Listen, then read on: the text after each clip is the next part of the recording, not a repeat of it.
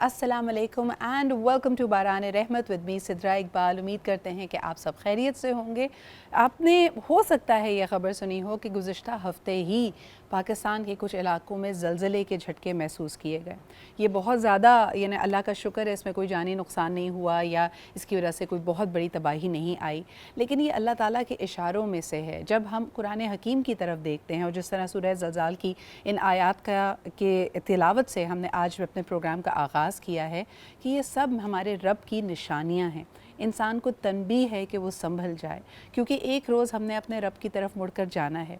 दुनिया की तमाम चमक दमक, ये तमाम आसाइशें, नेमतें जिसको हम इंजॉय करते हैं, ये अल्लाह ताला ने एक मुख्तसर वक्त के लिए हमें दी गई हैं।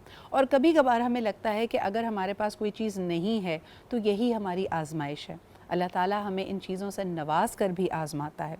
उस वक्त असल इम्तिहान हमारे ज़र्फ़ का, हमारे नफ्स का होता है कि क्या हम फिर भी उन चीज़ों से इज्तनाब करते हैं जिनसे हमें मना किया गया है। अल्लाह ताला ने जब मुसलमानों को एक ज़बरदस्त हिकमत अमली और उनके अपने किरदार की वजह से जब नवाज़ात दी, और हमने देखा है कि खुलफ़ाए राशिदीन के दौर में एक बहुत बड़ी एम्पायर, मुस्लिम एम्पायर सेटअप हुई। उस वक्त के अगर आप सहाबा इकराम के तौर तरीके, उनका किरदार देखें तो इतना कुछ आज़माए जाने के बाद जब उनको नवाजा गया, तब भी वो कहते हैं हमें अल्लाह ताला से हया आती है कि जिन हालात को हमने देखा, यानी हुज़ूर अकरम सल्लल्लाहु अलैहि वसल्लम के सबसे जाफिशा सहाबा इकराम जब ग़ज़वा बदर में उनकी शहादतें हुई तो उनको दफनाने से पहले मुसलमानों के पास इस हद तक कस्बा पुरसी का आलम था कि उनको दफनाने के लिए कपड़ा मैसर नहीं था। यानी अगर सर ढांपते थे तो पैर नंगे होते थे और पैर ढांपते थे तो सर नंगा होता था।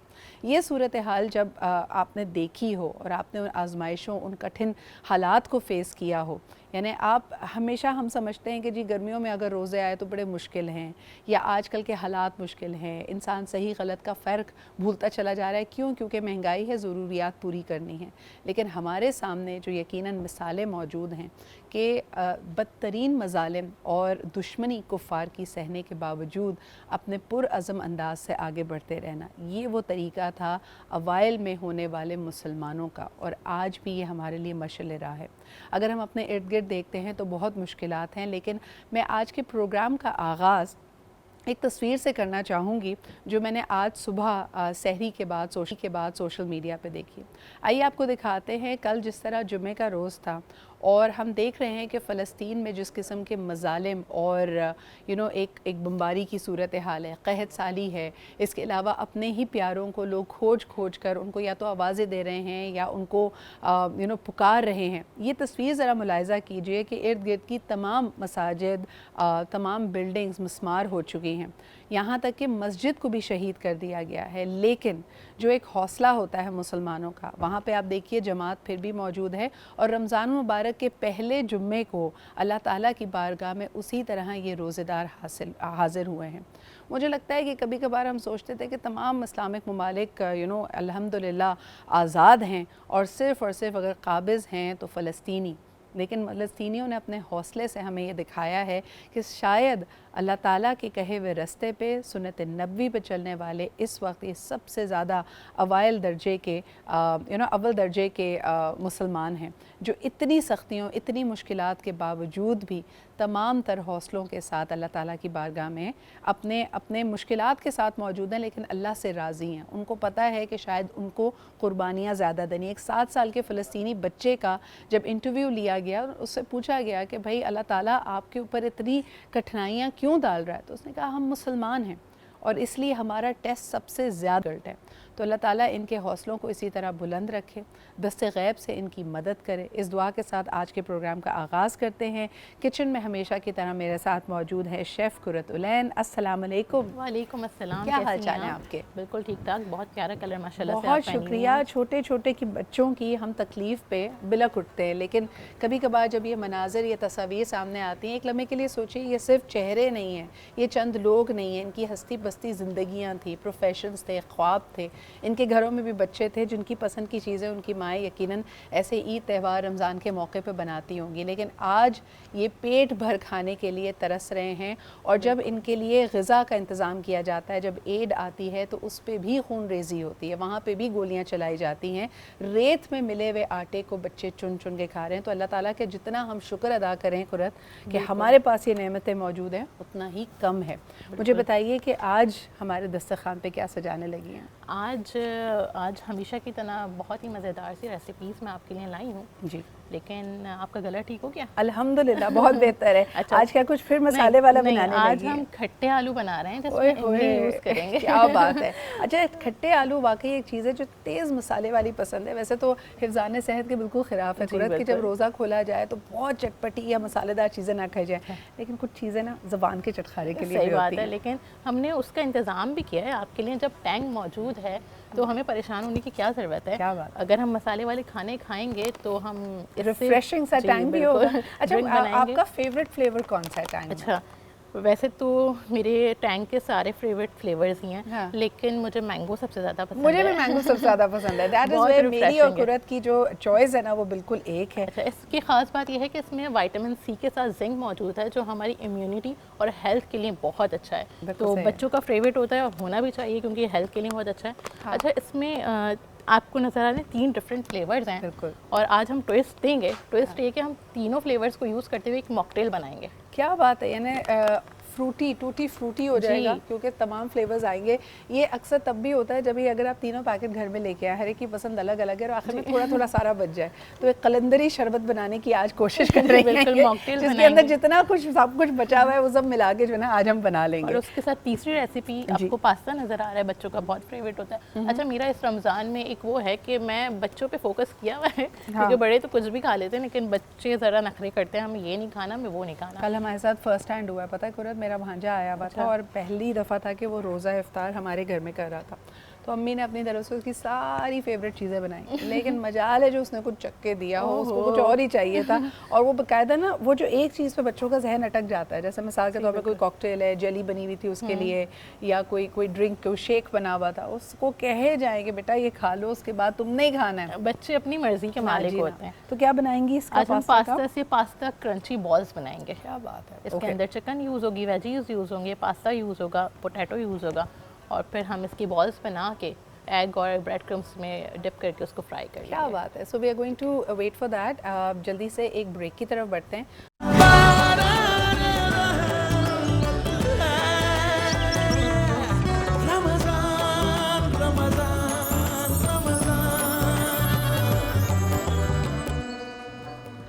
Welcome back after the break. آپ دیکھ رہے ہیں باران رحمت۔ آپ کی کالز کا مجھے انتظار رہتا ہے بیکاز ہم جس بھی سبجیکٹ کے اوپر بات کریں وہ بڑا اہم ہے۔ ابھی بریک پہ جانے سے پہلے فلسطین کی ایک تصویر جو سب کے دلوں پہ اثر کرتی ہے کہ اتنی تباہی، اتنی بدحالی کے باوجود جو ایمان ہے، جو فیتھ ہے، ان ویورنگ فیتھ، اس کی مثال ہمیں نہیں ملتی، اور یہی وجہ ہے کہ مسجد کی دیواریں تو ڈھا دی گئیں لیکن وہ جو دل میں ایک جذبہ ہے، ایک حوصلہ ہے کہ اللہ تعالیٰ کی بارگاہ میں حاضر ہونا ہے۔ جمعہ، پہلا جمعہ تھا رمضان مبارک کا، جس طرح فلسطین میں اس کو آبزرو کیا گیا، اس کے کچھ مناظر ہم نے آپ کو دکھائے۔ اللہ تعالیٰ کا یہ خاص احسان ہے آپ کے اوپر اگر آپ کی افطار کی میز سجی ہوئی ہے، آپ کے پیارے محفوظ ہیں، اور خدا نخواستہ اگر کسی کی کوئی طبیعت خراب ہوتی ہے تو آپ بہترین ہیلتھ فیسلٹیز کی طرف جا سکتے ہیں۔ اس کے علاوہ آپ کو یہ بھی بتاتے چلیں کہ اگر آپ کے پاس کوئی ہنر ہے اور آپ اپنے ایک ڈگنیفائڈ طریقے سے، گریس کے ساتھ، سفید پوشی کے ساتھ اپنے گھر والوں کا حلال رزق سے پیٹ بھر سکتے ہیں، ان کی کفالت کر سکتے ہیں، تو یہ بھی اللہ تعالیٰ کا خاص کرم ہے۔ لیکن ہم میں سے ہر شخص یہ دعویٰ نہیں کر سکتا کہ یہ نعمتیں اس کو ملی ہیں، تبھی ہماری دوہری ذمہ داری بنتی ہے ان لوگوں کی مدد کرنے کے لیے جو شاید ان نعمتوں سے محروم ہیں، کیونکہ وہ آپ کی اور میری آزمائش ہے۔ یاد رکھیے کہ اللہ تعالیٰ صرف اور صرف یہ نعمتیں یا یہ بلیسنگز دے کر آپ کو آزماتا ہے، یہ نہ دے کر آپ کو نہیں آزماتا، بلکہ جب آپ کے پاس زیادہ ہوتا ہے تو اس میں ان لوگوں کا بھی حق ہے جن کے پاس کچھ نہیں۔ تو آئیے دو ایسی آرگنائزیشنز کا آج یہاں پہ مجھے بڑی خوشی ہے کہ ہمارے اسٹوڈیوز میں لوگ موجود ہیں جو ان سے منسلک ہیں۔ They are two of my favourite organisations and I would love to speak more about their work. سب سے پہلے جی بات کریں گے ایک اسکلڈ پاکستان کی، کیونکہ پاکستان کی 60% سے زیادہ آبادی 32 سال کی عمر کے تک کے لوگوں کی ہے، اور ان کے لیے ایک ڈگنیفائڈ طریقہ ان کو امپلائبلٹی کی طرف لانے کے لیے، ان کو اپنے پیروں پہ کھڑا کرنے کے لیے ان کے پاس ایک ہنر ہونا بہت ضروری ہے، اور اسی کے لیے کوشاں ہے ہنر فاؤنڈیشن. اس کے فاؤنڈر آج ہمارے ساتھ موجود ہیں. ریناؤنڈ آرکیٹیکٹ ہیں، one of the best known individuals when it comes to his field in Pakistan, very celebrated. ہمارے ساتھ موجود ہیں جناب شاہد عبداللہ صاحب. السلام علیکم سر، کیا حال چال ہے آپ کے؟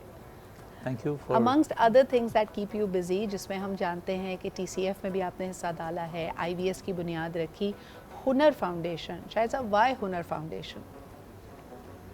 It's a little lengthy story. When we started TCF, we realized that after they get through matric کے بعد یہ بچے بالکل بیکار ہو جائیں گے. اور میں یوں کہہ رہا ہوں کہ پہلے اگر وہ گاڑیاں دھوتے تھے یا اس ٹائپ کی چیز کچھ کرتے تھے تو اب نہیں کر سکتے وہ، جب تک ان کے پاس کوئی ہنر نہ ہو. صحیح. تو بہت ضروری تھا کہ ایک ووکیشنل پروگرام ہم شروع کریں تاکہ یہ بچے اور بھی ابھی ہم یہی ڈسکس کر رہے تھے کہ اگر آپ میٹرک میں فیل ہو گئے تو آپ تو زندگی میں فیل ہو گئے، آپ کچھ کر ہی نہیں سکتے اور آگے بڑھ ہی نہیں سکتے. شاہد صاحب، I'm going to take you up on that. دیکھیں، ہم جب حضور اکرم صلی اللہ علیہ وآلہ وسلم کا ذکر کرتے ہیں، سنت نبوی کی بات کرتے ہیں، سیرت نبوی کی بات کرتے ہیں، تو حضور اکرم اپنے تمام کام اپنے ہاتھوں سے کرنا پسند کرتے تھے، چاہے وہ کھانا بنانا ہو یا اپنی پوشاک میں پیوند لگانا ہو. لیکن انفارچونیٹلی ہمارے معاشرے کی یہ ستم ظریفی ہمارا باعث ہے کہ ہم نے سمجھا ہے کہ یا تو اس کو ہنر سیکھنا چاہیے جو پڑھائی میں یا قابلیت میں پیچھے ہے، یا جو غریب ہے تو کچھ نہ کچھ کر کے اپنی کفالت کر لے گا. جبکہ یہ وہ سکلز ہیں جو لائف سکلز ہونے چاہیے. آپ کو کچھ نہ کچھ کرنا اپنے ہاتھوں سے آنا چاہیے. اور مجھے لگتا ہے وہ بھی ہماری جہالت ہے کہ اگر آپ بہت بڑی یونیورسٹی سے ڈگری لے کے نکلیں لیکن آپ ان چیزوں میں خود کفیل نہ ہوں. ہم نے کھانا بنانا خواتین کا کام کر دیا ہے. ہمیں لگتا ہے کہ کارپینٹر ہوگا تو وہ کوئی بینچ یا کوئی چیز بنا دے، الیکٹریشین آئے گا تو ایک پلگ لگا دے. یعنی یہ وہ چیزیں ہیں جو مجھے لگتا ہے وہ ہنر ہے جو ہمیں بھی آنے چاہیے. مگر بہرحال جی، ہمارے مزید جو مہمان ہمارے ساتھ موجود ہیں ان سے بھی آپ کو انٹروڈیوس کرتے ہیں. We have a very renowned doctor here with us. He is a professor and chair of the ophthalmology and visual sciences at the Aga Khan University Hospital. ہمارے ساتھ موجود ہیں ڈاکٹر کریم دام جی. بہت شکریہ کریم صاحب for being here with us. اور آپ ہی کے ساتھ تشریف رکھتے ہیں the member of the executive committee of the Patients بہبود Society for Aga Khan University Hospital جناب راہیل قمر صاحب. راہیل صاحب، آپ کی بھی آمد کا بہت شکریہ. مجھے آپ کے آنے سے حضرت علی کا ایک قول یاد آ رہا ہے کہ وہ معاشرہ اپنی ہلاکت کے قریب ہے جہاں پہ 3 جگہوں پہ جانے سے پہلے انسان کو اپنی جیب دیکھنی پڑے. ایک ہسپتال ہے، ایک تدریس گاہ ہے، اور دوسرا عدالت، یعنی جہاں سے اس کو انصاف ملے. انفارچونیٹلی پاکستان میں تینوں جگہ جانے سے پہلے اپنی جیب کو دیکھنا پڑتا ہے. کیا کہیں گے آپ؟ rather than making a political statement، میں شاید تیسری بات A social comment would do, sir. لیکن پہلی دونوں پہ you're absolutely right. بالکل ایشوز ہوتے ہیں، اور آپ کو ایک لیول کی ٹریٹمنٹ، چاہے وہ اسکول ہو یا چاہے ہسپتال ہو، جب تک آپ کے پاس ایڈیکویٹ فنڈز نہیں ہوتے نہیں ملتی ہے. لیکن اس کا ایک مداوع کہہ لیں، تدارک کہہ لیں، بھی موجود ہے، جہاں پہ مختلف بڑے ہسپتالوں میں، بڑے اداروں میں کچھ نہ کچھ بہبود ریلیٹڈ یا ویلفیئر ریلیٹڈ آرگنائزیشنز ضرور ہوتی ہیں جو کہ ایک عام آدمی کی مدد کرنے کے لیے موجود ہوتی ہیں. فار ایگزامپل، جس کو میں آج ریپرزینٹ کر رہا ہوں جی، اس کا نام ہے پیشنٹس بہبود سوسائٹی فار دی AKUH. یہ کوئی 20 سال سے موجود ہے جی. اور ہم غریب لوگوں کو، چاہے وہ زکوٰۃ مستحق ہوں یا زکوٰۃ مستحق نہ ہوں، دونوں کی مدد کرتے ہیں. جو زکوٰۃ مستحق ہیں ان کو اپنی زکوٰۃ سے ہیلپ کرتے ہیں، اور جو زکوٰۃ مستحق نہیں ہیں ان کو ڈونیشنز سے کرتے ہیں. پچھلے سال کا اگر خالی میں نمبر آپ کو بتاؤں تو 1.25 لاکھ کے قریب لوگ لگ بھگ اس سے مستفید ہوئے تھے. اچھا، بہت سارے لوگ شاید یہ نہیں جانتے کہ اگر آپ آغا خان اسپتال جاتے ہیں اور آپ کے مرض کی تشخیص ہوتی ہے یا آپ ایمرجنسی میں جاتے ہیں، ایک ٹریٹمنٹ پلان آپ کو دیا جاتا ہے، تو وہاں پہ باقاعدہ کاؤنسلرز اینڈ آفیسرز موجود ہیں جو پھر آپ سے پوچھتے ہیں کہ آپ کی فائنینشیل سچویشن کیا ہے. اور اگر آپ کہتے ہیں کہ جی یقیناً ہم اپنے مریض کا علاج کرانا چاہتے ہیں لیکن اس علاج کا جو خرچہ ہے وہ ہماری دسترس میں نہیں ہے، تو پھر آلٹرنیٹیو پلانز دیے جاتے ہیں اور آپ جو اسسٹنس ان کو دے سکتے ہیں اس کے بارے میں بتاتے ہیں. Am I right راہیل صاحب؟ جی جی بالکل. اور اس میں آپ کو ایک دو اور چیزیں بتاؤں کہ خالی میں لاسٹ ایئر کا اگر نمبر دیکھوں تو کوئی 56% خواتین اور بچوں کی اس میں ہیلپ کی گئی ہے. ایک جو پرابلم ہمیں جنرلی سوسائٹی میں ہوتی ہے کہ ہمارے پاس ایک سینس آف ڈینائل ہوتا ہے بیماری کے لحاظ سے. جی. اگر آپ کو کوئی بیماری ہے یا کوئی سمٹمز ہیں تو آپ جا کے پریونٹ تو بہت دور کی بات ہے, آپ اس کو انیشیل سٹیجز میں چیک بھی نہیں کراتے, اس کا علاج بھی نہیں کراتے. اچھا, اور تبھی ہم نے سوچا کہ آج جو ہمارے ساتھ ڈاکٹر کریم صاحب موجود ہیں تو ہم ایک ایسے مرض کے بارے میں بات کریں جو انفارچونیٹلی ناقابل علاج ہے. ہم بات کر رہے ہیں گلوکوما کی, جو کہ اگر دیکھا جائے تو آنکھ کی جو آپ کی آپٹک نرو ہے اس میں جو بتدریج خرابی آتی ہے اور آہستہ آہستہ آپ بینائی کھو دیتے ہیں, یہ وہ عمل ہے. اس کو پریونٹ کیا جا سکتا ہے, اس کا کیور کیوں نہیں ہے؟ اور جیسے راہیل صاحب نے کہا کہ یہ بڑا امپورٹنٹ ہے کہ اس کی تشخیص جلد ہو اور ہم اپنی صحت کے معاملے میں بہت زیادہ سینسٹیو اور اس کا خیال رکھیں. ڈاکٹر کریم مجھے یہ بتائیے گا کہ one of the key things that leads to glaucoma is an increased eye pressure. اور اگر آپ ڈائبیٹک ہیں تو شاید, یا آپ کے گھر میں کوئی بزرگ ہے تو شاید آپ ان چیزوں کا پھر بھی خیال رکھتے ہیں. عام آدمی اس بارے میں سوچتا بھی نہیں ہے. What would you recommend? بہت شکریہ Sidra, it's a pleasure for me to be here. You're absolutely right. Glaucoma is a condition where pressure, aankh ka dabaw, is elevated. But many times we see conditions where the pressure may not be very high and the nerve is still affected. Right. So the important thing is for people to get their eyes checked. Now, when they get their eyes checked, we see evidence of some damage in the early stages before they lose the peripheral vision or their sight. And there are certain groups that are higher risk. So what are those groups? I mean, first of all, glaucoma affects children as well as adults. It can affect any age, but most commonly at an early life or later in life. And later in life, people who are over the age of 40, 45, who have diabetes, high blood pressure, who are nearsighted and wear glasses or have a family history of somebody with kalapani, that has lost vision, they're at much more risk. In fact, if you have a family history, you're 10 times more risk. Is there anything we can do to minimize our risk? Absolutely. ہم اپنا risk کم کرنے کے لیے سوائے اس کے کہ ہم regularly check up کرائیں کچھ اور کر سکتے ہیں؟ So you can have a healthy lifestyle. بالکل. Good nutrition, exercise, meditation, mindfulness actually can slow down and prevent progression in glaucoma, along with medical care where we lower the pressure. I think that's an excellent point to take to شاہد صاحب as well. شاہد صاحب, جب ہم ہاتھوں سے کام کرتے ہیں یا کوئی ہنر ہوتا ہے, پہلے زمانے میں کہتے ہیں خواتین کو سٹریس زیادہ نہیں ہوتا تھا, یا کوئی بھی ایسا شخص جو کریٹو کام کرتا تھا نا, یعنی اس نے کوئی فن پارہ بنانا ہے, خواتین نے ایمبرائڈری کرنی ہے, تو بہت سارے سٹریسز سے آپ کو دور لے جاتی تھیں اور یہ ایک ہنر ہوتا تھا. آہستہ آہستہ now we take ready to made clothes, خواتین نے مجھے کڑھائی کرنا چھوڑ دی, اور یہ باقاعدہ I was very surprised in a recent visit I went to Gilgit Baltistan. وہ کہتے ہیں جب بہت زیادہ سردیاں آتی تھیں تو یہ ہمارا طریقہ تھا کہ ہم غلہ جمع کرتے ہیں, لکڑی جمع کرتے ہیں تاکہ گرم رہے, اور خواتین اس ایکسٹریم ونٹر کے ٹائم میں بیٹھ کے کڑھائی یا ایمبرائڈری کیا کرتی تھیں. یہ ہنر ہم نے آہستہ آہستہ کھو کیسے دیا؟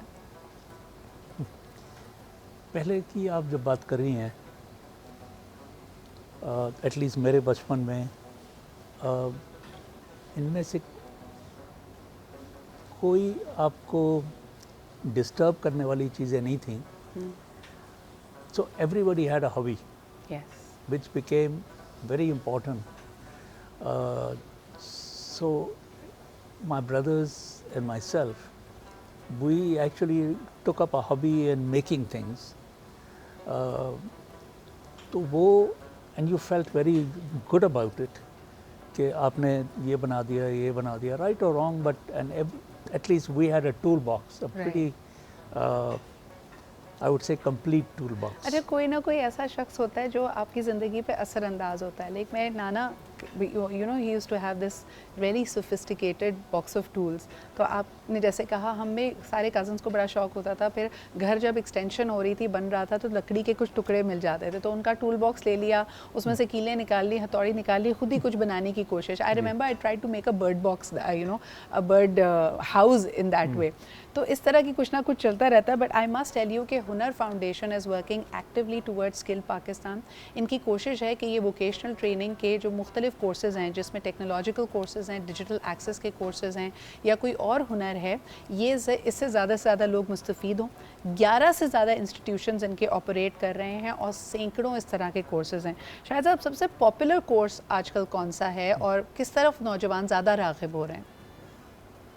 لڑکیوں کے لیے تو the most popular which is always full is hair and make up. Hair and make up, okay. And so it's like a 6 months programme. وہ that I think is the most popular as far as girls are concern. صحیح. مگر لڑکوں کے لیے وہ very کرتا ہے. ابھی ہم نے ہائی ٹیک چیزیں شروع کر دی ہیں. جی. So they are learning coding, they are learning 3D animation, they are learning robotics. جی. تو اب یہ آہستہ آہستہ بٹ ایک اور جو ہم نے شروع کیا ہے, and you are aware of that, is Hunar Cares. وہ that is also completely packed, that classroom.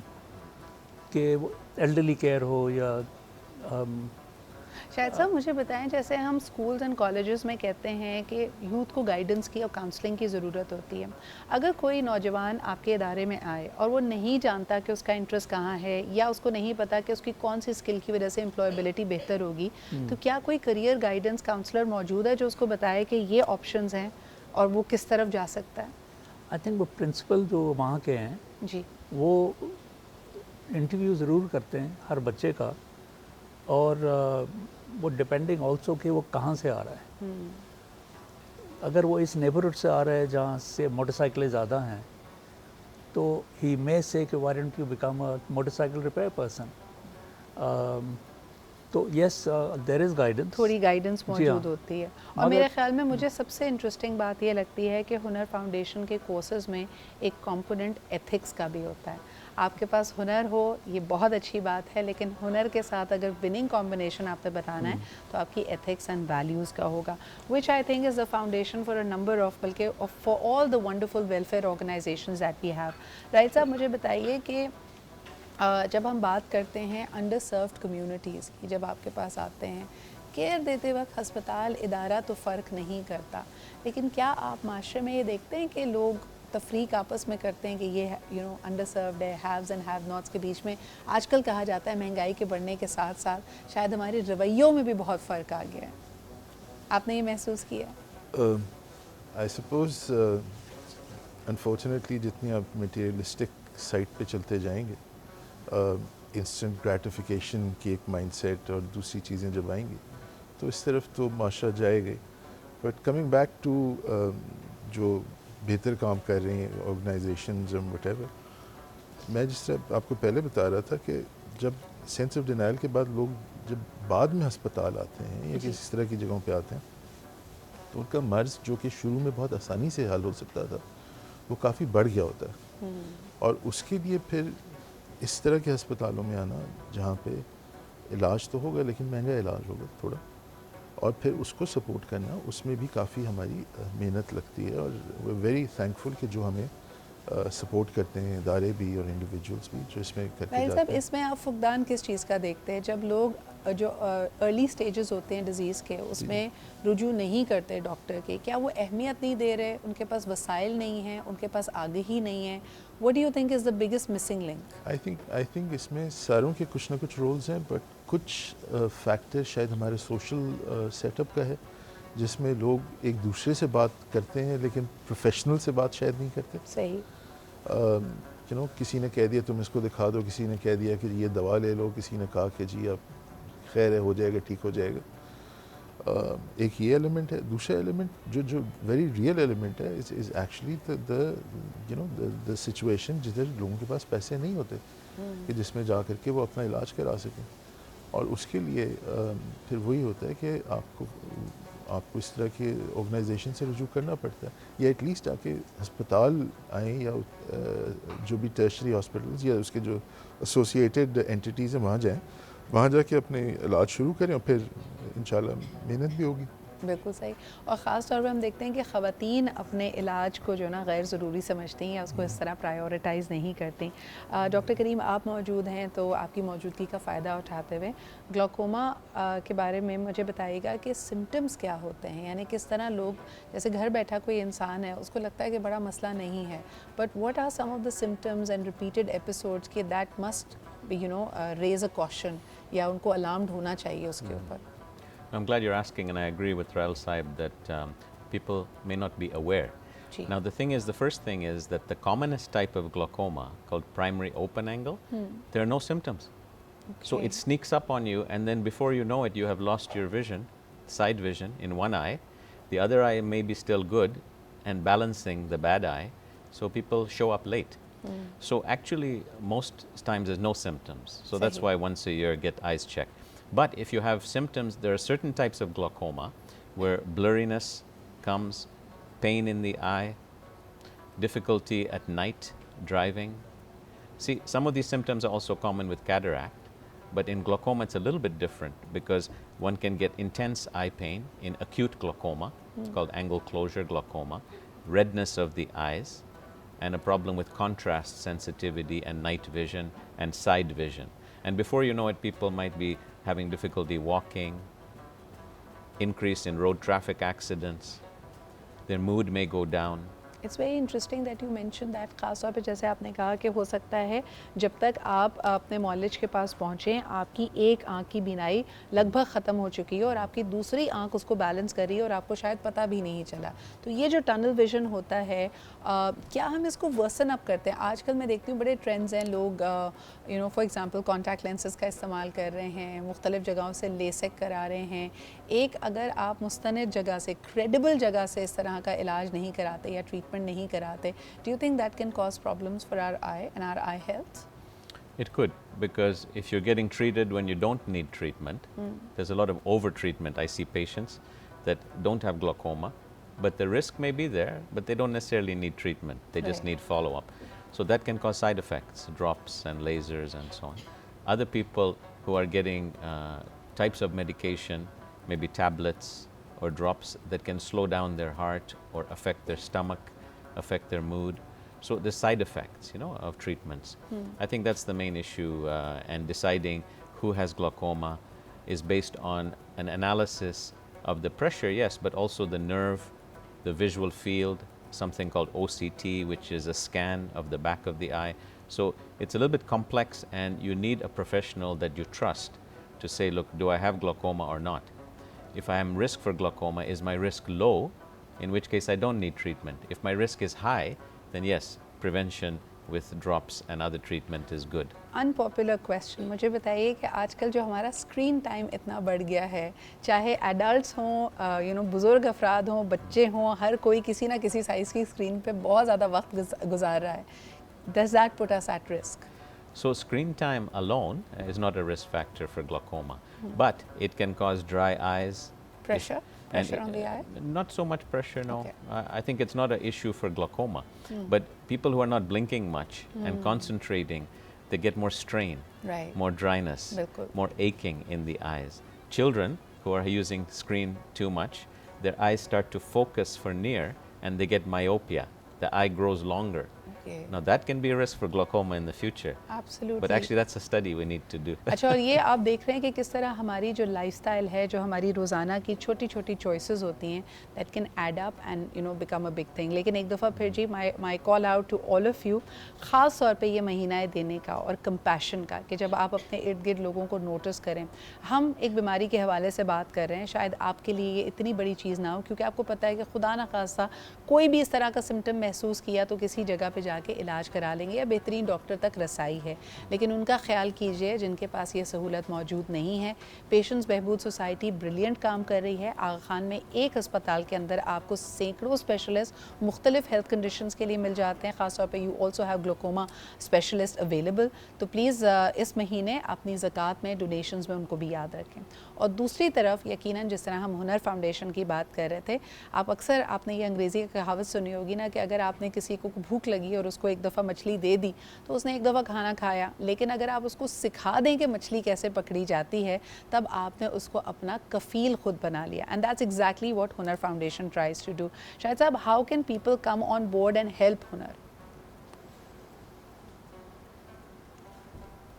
ایک تو I say that you don't have to feel sorry جی for the people who are less privileged. آپ help کر سکتے ہیں, obviously پیسے چاہیے ہوتے ہیں جی پڑھانے کے لیے اور کیمپس بنانے کے لیے, اور اس میں کنزیومیبلس بہت ہوتے ہیں. صحیح.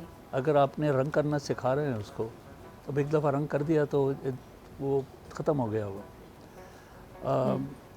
ایک چیز جو میں بہت خیال کرتا ہوں کہ ہم جب کیمپس ڈیزائن کرتے ہیں کوئی, جی تو ہم کوشش کرتے ہیں کہ یہ بڑے انٹرنیشنل لیول پہ ہو, ایٹ لیسٹ آرکیٹیکچر وائز اور بیانڈ انٹرنیشنل لیول, بیکاز وہ جب آتا ہے تو ہی فیلز انکریجڈ کہ یار اتنے اچھے انوائرمنٹ میں آ گیا ہوں, وہ ہی can look forward to a better life. بالکل. اور یہ ٹی سی ایف میں بھی یہی ہوتا ہے.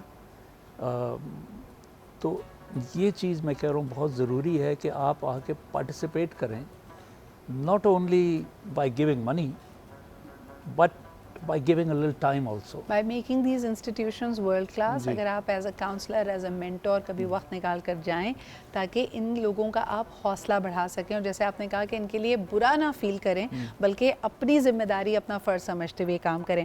ہمارے مہمانوں کے ساتھ ہماری گفتگو اسی طرح جاری رہے گی, لیکن گوہر بھائی کافی دیر سے انتظار کر رہے ہیں. السلام علیکم, کیا حال ہے آپ کے؟ میں بالکل ٹھیک. گوہر بھائی, میں ہوئے ہوئے تھے, آپ یہ آج بڑی آگہی والا پروگرام ہے اور کچھ ہم دیکھ رہے ہیں کہ سمٹمز کے بارے میں بھی بات ہو رہی ہے, کوئی تکلیف ہو تو اس کے بارے میں کیا جاننا ہے, تو میں دیکھ رہی تھی آپ بڑا غور سے سن رہے تھے.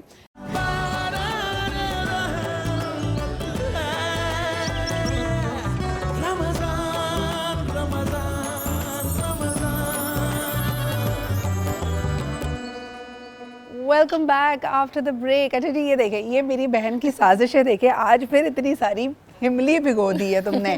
یار ابھی میرا گلا پورا ریکور بھی نہیں کیا ہے. کیا بنا رہی ہو؟ کھٹے آلو کے لیے املی اور پاستا کی اسٹفنگ میں نے ریڈی کر لی ہے صدرہ. اس کے لیے اب جو چیز ہم اس میں ڈالیں گے اپنا پاستا کو رچ فلیور دینے کے لیے, وہ ہے آل پرپز کریم. آپ کو پتہ ہے کہ میں اپنے کھانوں میں ضرور یوز کرتی ہوں آل پرپز, تاکہ ایک رچ فلیور آئے ہمارے کھانوں میں. لیکن مجھے بتاؤ, اس میں اگر تم اسٹفنگ میں ہی کریم ڈال دو گی جی, اور جب اس کو فرائی کرو گی تو پھر یہ وہ نہیں کرے گا؟ نہیں, اس کی ہم بائنڈنگ کر کے ایگ سے کوٹ کر کے پھر بریڈ کرمس میں کوٹ کریں گے, تو وہ بائنڈ ہو جائے گی اور وہ نکلے گی نہیں, تو وہ اندر سے ایسے چیزی سا اس کا ایک فلیور بن جائے گا جب وہ آپ اس کو کھولیں گے. بالکل صحیح. ہم کریم چیز بھی ایڈ کر دیں گے. اچھا, محنت والا کام ہے جو سامنے دکھانا, جب یہ تم سب مکس کر لو اور پھر اس کے جو گولے بن کے پھر فرائی ہونے والے ہو نا, اس وقت میں لائیو آپ کو دکھاؤں گی. یہاں پہ دوسری طرف ہم دیکھ رہے ہیں کہ املی بھگو دی گئی ہے, کھٹے آلو بننے ہیں. کھٹے آلو کے لیے پری بوائل, پار بوائل کر لیتے ہیں آلوؤں کو؟ جی, بوائل کر لیتے ہیں. آپ اس کو پیل کر کے اس کو پیسز میں کٹ کر کے بوائل کر لیں. وہ میرے بوائل ہو گئے ہیں, اسٹرینر میں نے ڈال دی ہیں. اب میں املی کا پانی ڈالوں گی اور اس میں مسالے وسالے ڈال کے تھوڑا سا املی کا پانی کوک ہوگا تو ہم آلو ڈال دیں گے. اور یہ میں نے ویسے زیادہ تر کراچی میں ہی دیکھا ہے, یہ مجھے لگتا ہے کہ زیادہ گجراتی اسپیکنگ میمنی گھروں میں زیادہ بنتا ہے. لاہور, کراچی, لاہور وغیرہ میں مجھے اتنا نظر نہیں آتا, تو if you want to try it. Memoni dish ہے اور میمنی کھٹے آلو ہیں. زبردست. جی, we are going to come back to that. لیکن سب سے بڑا جو آج کل ہم دیکھ رہے ہیں کہ ایک کمپلین ہوتی ہے, وہ کامن ہے کہ رمضان میں فرمائشیں خواتین کے لیے بہت ساری ہوتی ہیں لیکن مرد حضرات کام نہیں کراتے کچن میں زیادہ. یہ ذرا ہم پوچھتے ہیں ہمارے پینل سے. نئے مہمانوں نے ہمیں جوائن کیا, ہمارے ساتھ موجود ہیں ہم سب کی فیوریٹ شازیہ رحمان جی. السلام علیکم. آپ ہی کے ساتھ تشریف رکھتی ہیں اسماء قیوم. السلام علیکم. کیسی ہیں آپ دونوں؟ الحمدللہ. بالکل ٹھیک. شازیہ, مجھے بتائیں کہ مرد حضرات کیوں نہیں, ان کو کچن سے کیا الرجی ہوتی ہے رمضان میں؟ ان کو لگتا ہے ان کا حق ہے کہ عورت کھانا بنائے اور وہ انجوائے کریں. That's it. اور یہ شادی کرتے وقت یہ کبھی بتاتا ہے کہ ہم مدد کریں گے, نہیں کریں گے. بڑی انٹرسٹنگ بات یہ ہے کہ لوگ یہ بات تو ضرور کرتے ہیں کہ جی I am foodie, I need someone who cook so well, یہ سب کچھ. لیکن آج تک میں نے کبھی یہ نہیں دیکھا کہ کوئی یہ کہتا ہو کہ جی میں بھی پکاتا ہوں, یا مجھے شوق تو سب کو ہوتا ہے, یہ تو کنفرم بات ہے. لیکن اب تھوڑا سا ٹرینڈ تھوڑا سا کمپیریٹیولی اگر آپ لاسٹ ڈیکیڈس میں دیکھیں یا 20 ایئرس میں دیکھیں تو تھوڑا سا چینج آ گیا کہ بہت سارے لوگ جو ینگ ہیں وہ کہتے ہیں کہ نہیں جی ہمیں کوکنگ آتی ہے یا یہ ہم اچھا کر دیتے ہیں، یہ لیکن ہم کچھ ہیلپ لوگ آؤٹ کہتے کر ہیں یہ دیتے ہیں. روایات کے خلاف ہے، بلکہ جو لڑکے کی ماں ہوتی ہے نا وہ کہتی ہے بس نہیں میرے بیٹے کے لیے تو میں بہو چاند سی بہو اس لیے لے کے آئی ہوں کہ اب وہ میرے بیٹے کو کچھ اچھا سا پکا کر کھلائے وہ اس بجائے اس کے. یہ بھی ہوتا ہے سیدھا اس میں کہ وہ کہتے ہیں کہ ساری زندگی تو بیٹے نے کام نہیں کیا، کبھی گلاس اٹھا کے رکھا نہیں، اب میرے بیٹے پہ شاید کوئی ظلم ہو اچھا رہا ہے. ہمارے پینل میں مرد حضرات ہیں نا مسکرا رہے ہیں، وہ بیچارے کچھ کہہ بھی نہیں پا رہے، ان کو لگ رہا ہے ہم نے چپ کا بھی روزہ رکھوا دیا. تو ہمارے ساتھ موجود ہے جی دانش سمرو اور آغا عباس صاحب. السلام علیکم. وعلیکم السلام. آغا صاحب آپ مدد کراتے ہیں کچن میں؟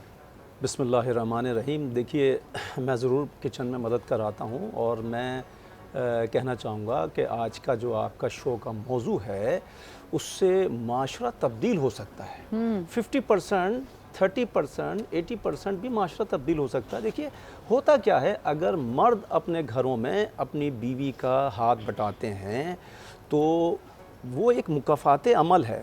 آپ کی بیٹی کا شوہر یعنی کہ آپ کا داماد بھی ہاتھ بٹائے گا، ٹھیک ہے. دوسری بات، آپ کا جو بیٹا دیکھ رہا ہے وہ اپنے باپ کو دیکھ رہا ہے کہ ماما کے ساتھ کچن میں برتن بھی منجوا رہے ہیں، آٹے کے ساتھ پیڑا بنا کے روٹیاں بھی بلوا رہے ہیں، وہ بھی سیکھ رہا ہے. اچھا تیسری بات، تیسرا بینیفٹ ہے خوشحال گھرانہ. خوشحال گھرانے کا جو تصور آپ رکھتے ہیں اور خواب آپ دیکھتے ہیں شادی کرنے سے پہلے، وہ خوشحال گھرانہ تو آپ 1 منٹ میں بنا سکتے ہیں اپنا، اور 1 منٹ میں 1 سیکنڈ میں بگاڑ سکتے ہیں. اگر آپ اکڑ کے بیٹھے رہیں اور آپ بولیں بھئی گلاس میں پانی بھر کے لاؤ، وہ جو بیٹا آپ کا دیکھ رہا ہے نا وہ زندگی بھر اپنی بیوی سے بولے گا بھئی گلاس میں پانی پلا، وہ بیچاری بولے گی کہ بھئی میں پریگننٹ ہوں 9 منتھس میں پلا نہیں سکتی. اچھا بڑے انٹرسٹنگ بات یہ ہوتی ہے کہ مرد حضرات اس میں سارے اتنے سنگ دل بھی نہیں ہوتے، لیکن ان کا کہنا یہ ہوتا ہے کہ بھئی ہم باہر سے تھکے آ رہے آئے ہیں، ہم نے سہولتیں آپ کو ساری دی ہیں، اگر آپ چاہیں تو آپ اپنی سہولت کے لیے ملازمہ رکھ لیں یا کوئی سپورٹنگ ہینڈ رکھ لیں، کوئی کوک رکھ لیں.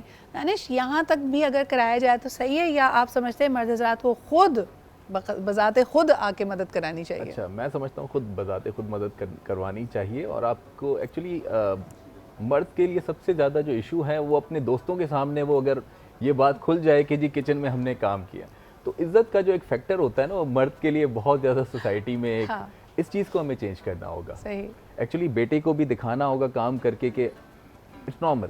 اپنے گھر کی اگر آپ صفائی بھی کر لیتے ہیں، جھاڑو بھی لگا دیتے ہیں، ایون کسی اور کے گھر جا کے بھی آپ کام کر دیتے ہیں، کام میں کوئی آر نہیں ہے. ہمارے نبی پاک صلی اللہ علیہ وسلم نے خود اپنے ہاتھ سے کام کرنے کو بہتر سمجھا ہے. لیکن دانش میں آپ کو بتاؤں، میں پرسنلی مجھے لگتا ہے میں کچن اور کوکنگ کے معاملے میں بہت ٹیریٹوریل ہوں. تو اس میں مجھے نا زیادہ ڈر ان مرد حضرات سے لگتا ہے جو کہتے ہیں ہمیں بہت اچھا کھانا پکانا آتا ہے، پھر وہ سارے مسالے آپ کو گنوا کے بتاتے ہیں، آج ایسا لگتا ہے کلونجی زیادہ پڑ گئی ہے، وہ زیادہ مشکل ہے. آپ کیا کہیں گی؟ میں بالکل ایسا ہی کہوں گی، کیونکہ میرے جو بہنوئی ہیں میں نے ان کو دیکھا ہے کہ ان کو بہت شوق ہے کوکنگ کرنے کا اور بہت اچھی بھی کرتے ہیں، لیکن جب وہ کچن میں جاتے ہیں تو بڑا strictly check and balance start ہو جاتا ہے. تو یہ ہے کہ جیسے کہ خواتین بہت زیادہ برڈنائز ہو جاتی ہیں، یہ بات صحیح ہے، لیکن اگر تھوڑا بہت ہسبینڈ بھی ان کی ہیلپ آؤٹ کر دیں تو یہ ہیلدی ایکٹیویٹی میں اکاؤنٹ ہوتا ہے. میں تو کہتی ہوں ہیلپ نہ بھی کریں، لیکن یہ ماسٹر شیف کا جج بننا چھوڑ دیں. آپ کیا کہیں گی؟ چٹنی میں یہ کاش اس میں یہ ہوتا تو پھر مزہ ہی کچھ ہمیں تو اور. بنانا نہیں پوچھا آتا. جاتا ہے کہ آج کا مینیو کیا ہے، مطلب کہ اور اب اتنی زیادہ پرابلمس ہیں کہ سب کو الگ الگ چاہیے. اگر بچے ہیں تو ان کی الگ ڈیمانڈز ہوتی ہیں، اگر گھر میں سینئرز ہیں ان کی الگ ہوتی ہیں. تو روزے کی حالت میں سب کی ڈیمانڈز کو وہ فلفل کرنا، اور پھر لاسٹ میں جب وہ ججمنٹ اسٹارٹ ہوتی ہے آج یہ ایسا ہو گیا، آج یہ ایسا ہو گیا، یہ چیز تھوڑی سی پھر کبھی خورت تمہارے ساتھ ایسا ہوا ہے کہ کھٹے آلو میں کھٹائی بہت زیادہ ہے یا نمک تم نے آج زیادہ ڈال دیا؟ نمک کا ایشوز بہت اٹھتے ہیں. لیکن وہ ہسبینڈ کا ایک جو فیکٹر ہے نا وہ ہمیشہ وہ قائم ہی ہسبینڈ از آلویز وہ ہسبینڈ. میری ساس ہی بنے رہتے ہیں، نہیں اس میں یہ کام ہے دیکھا. اچھا تو تمہارا دل چاہتا ہے کہ یار یہ ذرا کم انٹرسٹ لیں، یا تمہیں اچھا لگتا ہے کہ نہیں وہ فیڈ بیک آ رہی ہے؟ ایکچولی ان کو وہ دہلی والے ہیں تو مسالوں کا اور ان کا سب کچھ ایکوریٹ پتہ ہوتا ہے، تو وہ مجھے کھا کے یا دیکھ کے ہی بتاتے ہیں یار اس میں گرم مسالہ کم ہے. یعنی یہ تو وہ کیفیت ہے جو نہ ہی آئے ہسبینڈ سے تو اچھی بات ہے. بہت زیادہ ٹیسٹ कॉन्शियस होते हैं तो बच्चे भी जैसे बिल्कुल अपने फादर की जैसे वो सुनते हैं ना, करते वो सुनते हैं, कि वो आज absorb इसमें ये करते हैं। है, आज इसमें वो है, मतलब बहुत ज़्यादा। और अब तो ये चल गया है ना ट्रेंड, पहले तो जो बनता था सब खा लिया करते थे, चुपचाप खा लेते थे ना, अब तो कंपैरिजन सब भी ज्यादा नहीं कॉन्शियस इतना हो गए हैं कि हमारी पसंद ये लाइक्स और डिसलाइक्स में ही मदर है। और बेचारी। सबसे बड़ी मुश्किल अस्मा, अगर आपके हस्बैंड ने ये डिसाइड किया है कि उसने हेल्दी फूड खाना है और वो डाइट पे जाने वाला है, फिर तो जो शामत आती है ना बेचारी खवातीन। ये कॉलर हमारे साथ है, जरा उनसे बात करते हैं। हेलो, अस्सलाम वालेकुम। वालेकुम सलाम सिद्रा, कैसी हैं आप? मैं बिल्कुल ठीक ठाक। कौन साहिबा कहाँ से बात कर रही हैं? मैं फ़ायज़ा बात कर रही हूँ कराची से, और आज बहुत प्यारी लग रही हैं आप। Thank you so much Faiza, क्या हाल चाल है? मुझे ये बताएं कि अगर घर में जो मर्द हजरात हैं वो डाइट पे चले गए या कोई स्पेसिफिक डाइट पे चले गए कि जी उनको प्रोटीन ज़्यादा खाना है या कीटो करना है, तब ख़वातीन की कितनी शामत आती है? मैं आपको क्या बताऊँ सिद्रा, आज का टॉपिक आपका इतना ज़्यादा एक्यूरेट है, क्योंकि मर्द हजरात जो हैं वो बिल्कुल भी जो है वो हाथ नहीं बटाते। मतलब वो चाहते हैं कि हम ऑर्डर करें और उनके ऑर्डर के मुताबिक जो है वो उनकी फरमाइश पूरी कर दी जाए। हाँ जी, हाँ जी। तो फिर तो आप मैं किस तो तरह बहुत रोक समझती लगाती हैं इस पे? आप फरमाइशें पूरी करती हैं या आप कहती हैं बस जी इतना होगा, इससे ज़्यादा नहीं हो सकता? बिल्कुल ऐसे ही करती हूँ, जितना होता है उतना सामने रख देती हूँ और बोलती हूँ कि भाई इससे ज़्यादा चाहिए तो आप ये हेल्प करें इसमें, बच्चों को भी संभालूं और क्या क्या करूँ रोज़। बिल्कुल सही है, बहुत शुक्रिया कॉल करने के लिए। दानिश, क्या कहेंगे आप मर्दों के दिफा में? मैं एक्चुअली इसमें ये कहना चाहूँगा कि किसी के ऊपर भी तनकीद करना बहुत आसान होता है। हाँ। तो आपकी ख़वातीन के लिए बेहतर ये है कि अगर कोई मर्द ये कह रहे हैं कि ये चीज़ आपने अच्छी नहीं पकाई, तो आप उनको जो है किचन का रास्ता दिखाएं कि आप चलें, आज आप पका के दिखा दें। अच्छा, अगर पकाएं ना भी तो एफर्ट तो करें ना थोड़ी सी। अगर मिसाल के तौर पे हम हेल्दी फूड की या डाइट की बात कर रहे थे, अब यकायक चाहते हैं कि सारे घर के लोग, अच्छा घर में नॉर्मल भी खाना बन रहा है तो मेरे लिए ज़रा कुछ हाई प्रोटीन, लो फैट, कम तेल वाला बना दो। भाई उसके लिए एफर्ट करो, उसके लिए ग्रोसरी अलग ला दो या थोड़ा सा हाथ बटा दो, वो करना मर्दों के लिए गवारा नहीं है। ये चीज़ें हैं, बिल्कुल ये इश्यूज़ हैं हमारे। अच्छा, आप इफ्तारी में अच्छा क्या बनाते हैं? मैं एक्चुअली देखिए, मुझे कुकिंग नहीं आती, हाँ। बट मैं बाकी काम कर सकता हूँ। मैं बर्तन धो लेता हूँ, मैं अपने बच्चे को बच्चे का ख्याल कर लेता हूँ, उसको मैं इवन नहला देता हूँ, मैं अपने बच्चे को नहला देता हूँ, उसका ख्याल कर सकता हूँ कि मैं हेल्प कर सकता हूँ जो मैं कर सकता हूँ। भाभी को जरा कॉल मिलाएं और पूछें कि उन्होंने क्या क्या दुआएं की थी। बेटा तो सेट पे आ चुका है, हमने देखा है एक शो पे भी। नहीं, मैं वही पूछ रही हूँ कि उन्होंने कुछ खास दुआ की होगी ना, करोड़ों लोग देख रहे हैं कहीं नजर ना लग जाए। जाए। तो मैं माशाल्लाह कह रहा हूँ। मैंने एक चीज़ देखी है कि अल्लाह जो है ना जोड़ियाँ वो देख के बनाता है। अब मेरी वाइफ को जो है ना वो बर्तन धोना बिल्कुल उसके लिए पॉसिबल नहीं है। Very good. कुकिंग में शी इज़ वेरी फास्ट, बहुत फास्ट कुक कर लेती हैं, सारी चीज़ें कर लेती हैं, बट वो अल्लाह यही बैलेंस करके जो है वो बिल्कुल सही है। अच्छा जी, एक और जो एक गिला होता है कि मर्द हजरात जो कुकिंग में इंटरेस्ट लेते हैं, वो एक जो उन्होंने डिश बनानी होती है ना, उसके बाद ऐसा लगता है किचन में वर्ल्ड वॉर 3 लड़ी गई है और वो सफाइयाँ सारी ख़वातीन के ज़िम्मे आती हैं। तो फिर वो कहती है कि भाई मेरे ख्याल में आप ना करें, ऐसा ना करें, हम खुद ही कर लेते हैं। इस पर हम बात करेंगे, लेकिन एक कॉलर हमारे साथ हैं। हेलो, अस्सलाम वालेकुम। जी अस्सलाम वालेकुम। जी, कौन साहब कहाँ से बात कर रहे हैं? जी मैं औरहान बात कर रहा हूँ कराची से। जी जनाब, क्या कहेंगे? कहना तो वैसे बहुत कुछ है, क्योंकि आपने जो टॉपिक रखा है वो बहुत मजे का है और इसमें आपको काफी खवातीन ये कह सकती हैं कि हाथ नहीं बटाते, लेकिन मैं खुद शादीशुदा आदमी हूँ और मैं इतना हाथ बटाता हूँ कि यहाँ पे बैठे लोग बेचारे रो पड़ेंगे। नहीं, वो आपने मीम्स में आपने मीम्स नहीं देखी? उन्होंने कहा काम ऐसा करो कि अगली दफा कोई काम कहे ही ना। ऐसा वाला तो नहीं आप हाथ बटाते कि भाभी फिर कहें कि यार ऐसा करें, आप रहने दें। नहीं, कभी कभार ऐसा होता है, लेकिन अक्सर व बेशतर अल्हम्दुलिल्लाह आटा भी गूंदना आता है तो आटा भी गूंद लेते हैं। बर्तन धोने की जिम्मेदारी रात की हमारी है तो रात में बर्तन धो लेते हैं। अफ्तारी में हाथ नहीं बटाते, आप सहरी में ये है कि थोड़ा बहुत हाथ बटा लेते हैं। अच्छा, अफ्तारी में क्यों नहीं हाथ बटाते? ये मैंने अक्सर मर्दों का एक प्रॉब्लम देखा है कि उस वक्त वो भूख बर्दाश्त नहीं हो रही होती, गुस्सा ज़्यादा आ रहा होता है, एनर्जी बिल्कुल लो होती है। क्या होता है कि इफ्तारी में मर्द कहते हैं कि बस जी अभी ना छेड़ो?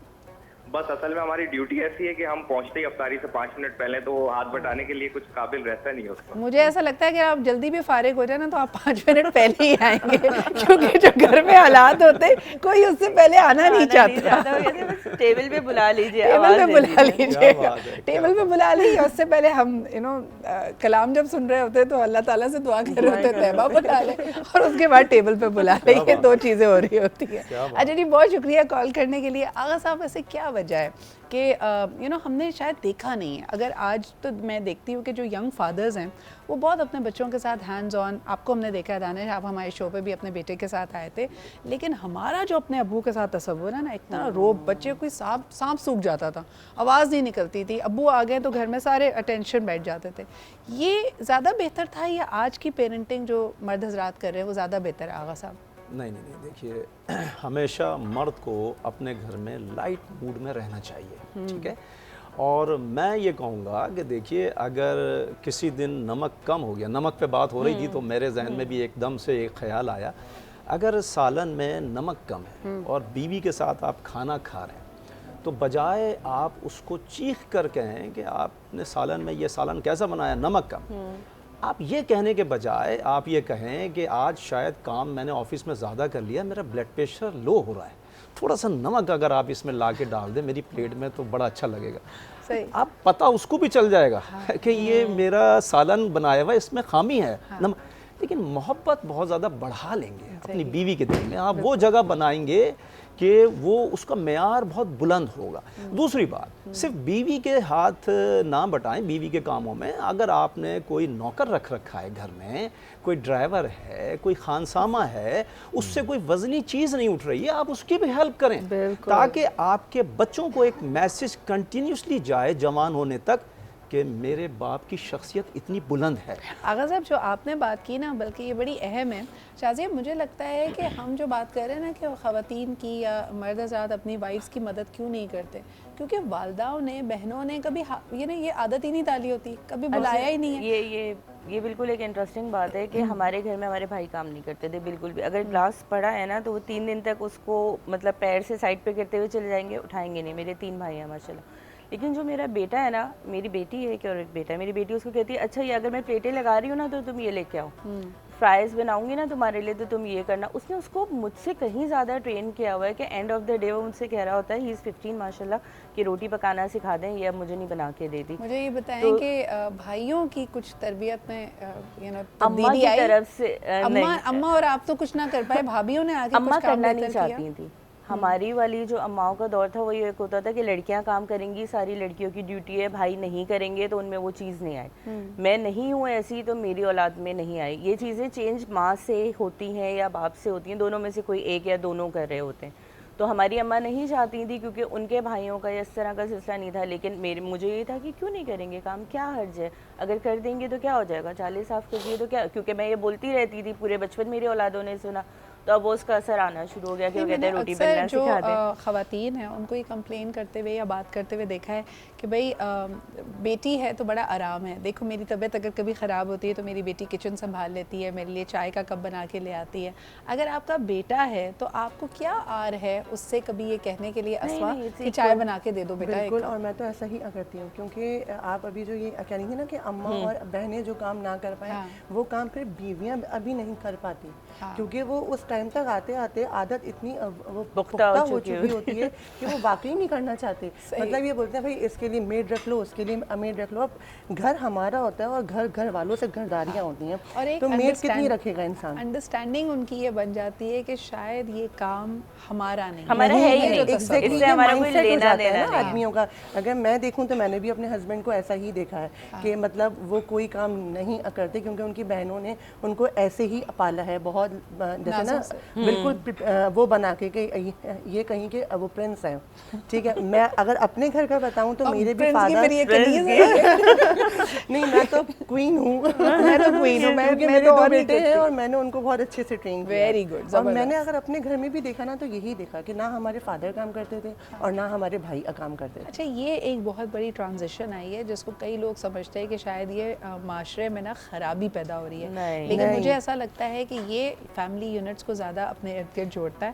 آپ اسی سے مثال لے لیجیے, ابھی تو خیر رمضان کا مہینہ ہے, لیکن جب بڑی عید آتی ہے اور مرد حضرات جو کہتے ہیں نا کہ وہ تھوڑا سا کام کر کے اونٹ کے منہ میں زیرہ برابر جو چیز ہوتی ہے کہ جی میں نے آج باربیکیو کیا ہے, اس میں پہلے گوشت پورا پریپیئر کر دو, چٹنیاں بنا دو, سیلڈ کاٹ دو, یہ 2 سیخوں کو گھما کے سمجھتے ہیں انہوں نے باربیکیو کر لیا ہے. لیکن اس وقت بھی کتنی رونق اور چہل پہل ہوتی ہے گھر میں, لگتا ہے کہ کچھ ڈفرینس ہے اور آپ چیزوں کو سیلیبریٹ کر رہے ہیں. بہرحال جی اس پہ ہماری کانورزیشن جاری رہے گی.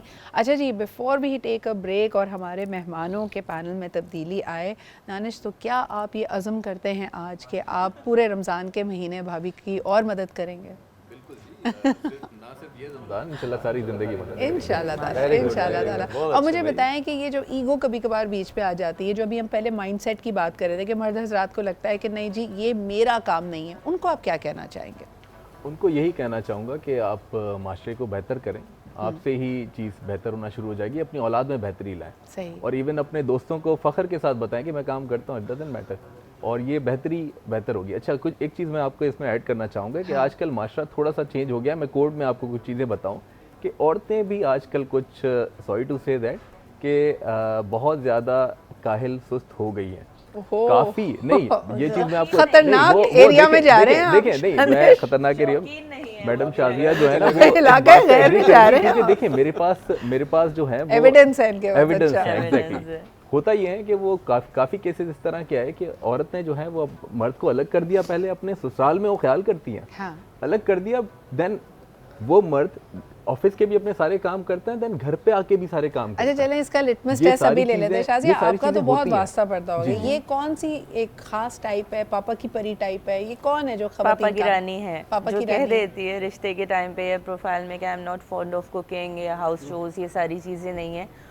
और अगर आप अफोर्ड कर सकते हैं तो नौकर रखें या नौकर लेके जाने वाली, या ये भी होता है कि अगर वर्किंग वुमेन है तो वो एक्सपेक्ट करती है कि अगर हम दोनों साथ एंटर हुए हैं तो ज़रूरी नहीं है कि जी मैं जाके निहारी बनाऊं या ये करूं, तो आप वो काहिली सुस्ती या आप उस चीज़ में जाएं, या आप कहते हैं कि जी इक्वल राइट्स हैं, आप भी पानी पी सकते हैं, खुद मुझे भी पिला सकते हैं, मैं भी आपको पिला सकती हूँ। ये तो तब्दीली मैं 100% दानिश से एग्री करूँगी कि एक वक्त था कि अगर आपकी चाय पार्टी पे मुलाकात हो रही है तो जो चीज़ नहीं भी बनाई, जो बेकरी से लाई हुई चीज़ है, उसके बारे में भी कह दिया जाता था ये लड़की ने खुद बनाई है। अब अगर बनाया भी हो तो ये बताने के लिए कि भाई कल को ये सारी जिम्मेदारियाँ लड़की पे ही ना पड़ जाएं, आता भी पहले तो कह देते हैं कि नहीं आता इसको कुछ। हाँ, ये तो बड़ा एक कॉमन ट्रेंड है और ये किया जाता है, बहुत ज़्यादा होता है। ये तो पर्सनली भी आप इर्द गिर्द भी देखते हैं, होता है कि इतनी ज़्यादा जिम्मेदारी लेने की ज़रूरत नहीं है, इतना ज़्यादा वो करने की ज़रूरत नहीं है कि पूरा घर संभालना पड़े।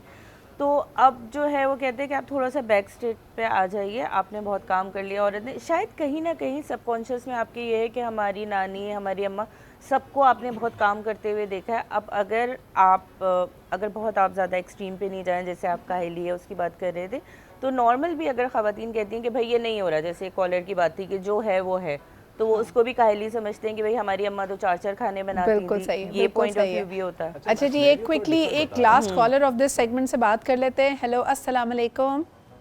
जी वालेकुम अस्सलाम। सिद्रा ठीक है आप? अल्हम्दुलिल्लाह जी, बिल्कुल ठीक ठाक। रमज़ान मुबारक। क्या कहेंगे हमारे टॉपिक पे? बहुत शुक्रिया, आपको भी बहुत बहुत मुबारक। आपका प्रोग्राम मैं देखता हूँ और मेरी पूरी फैमिली देखती है, और आज का टॉपिक बहुत हॉट टॉपिक है और बहुत खूबसूरत टॉपिक आपने रखा है। थैंक यू जी। क्या कहेंगे?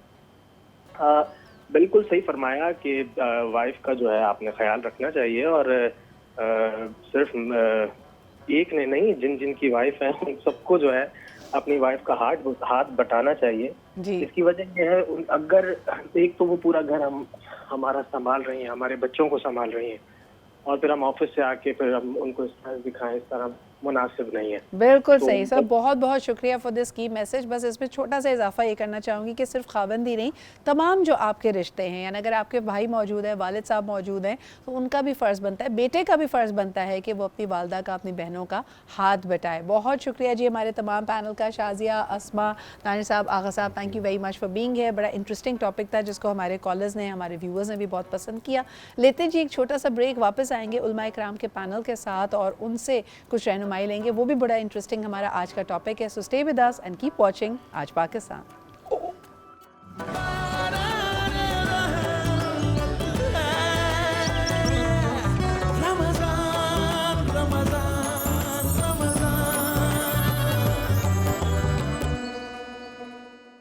Welcome back after the break. आप देख रहे हैं बारान रहमत, और आज हमने शो की शुरुआत, जो प्रोग्राम का आगाज़ था, उसमें हमने यकीनन आपसे शेयर की एक बड़ी ही इंटरेस्टिंग फ़ोटोग्राफ। कल हमने देखा था एक विजुअल जो कि ऑनलाइन काफ़ी हिट हुआ था और लोग ये बात कर रहे थे कि किस तरह इतनी बदहाली, इतनी मुश्किलात के बावजूद फ़लस्तीन में जिस तरह पहले जुम्मे का एहतमाम किया गया रमज़ान के, वो वाकई काबिल-ए-दीद था। यानी अगर आप देखें हर तरफ की इमारतें ज़मी बोस हैं। ये मस्जिद भी ऑलमोस्ट इसका सिर्फ एक मीनार आप देख सकते हैं, लेकिन इसके सामने जो जमात है, लोगों का अल्लाह ताला पे इन्हिसार और अल्लाह ताला की बारगाह में हाज़िर होना एक दफ़ा फिर इस तरफ इशारा करता है कि दुआ मोमिन का सबसे बड़ा हथियार है।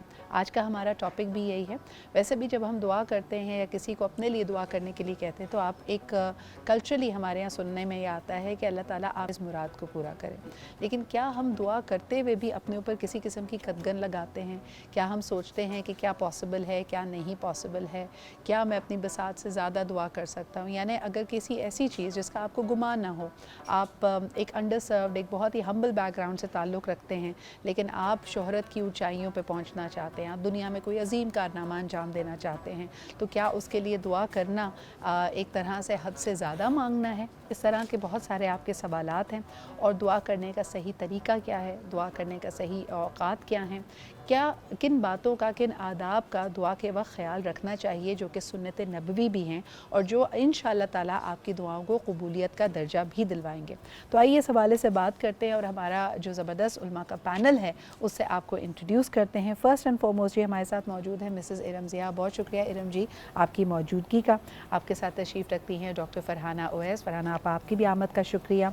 अल्लामा ज़ुहैर आबदी साहब हमारे साथ मौजूद हैं, बहुत शुक्रिया आपकी आमद का। और एक नए मेहमान जिन्होंने पहली दफ़ा हमारे उलमा के पैनल को ज्वाइन किया है, मुफ्ती साद खान साहब भी हमारे साथ मौजूद हैं। साद साहब, अगर गुफ्तगू का आगाज़ मैं आप ही से करूँ, दुआ के सही आदाब, और जब हम कहते हैं कि हर अल्लाह ताला आपकी जायज़ दुआ पूरी करे, तो क्या यानी नाजायज़ दुआ से सिर्फ मुराद ये है कि जहाँ आप किसी की हक तलफ़ी चाहें, किसी का ज़वाल चाहें, किसी का बुरा चाहें, सिर्फ यही चीज़ें जहन में आती हैं?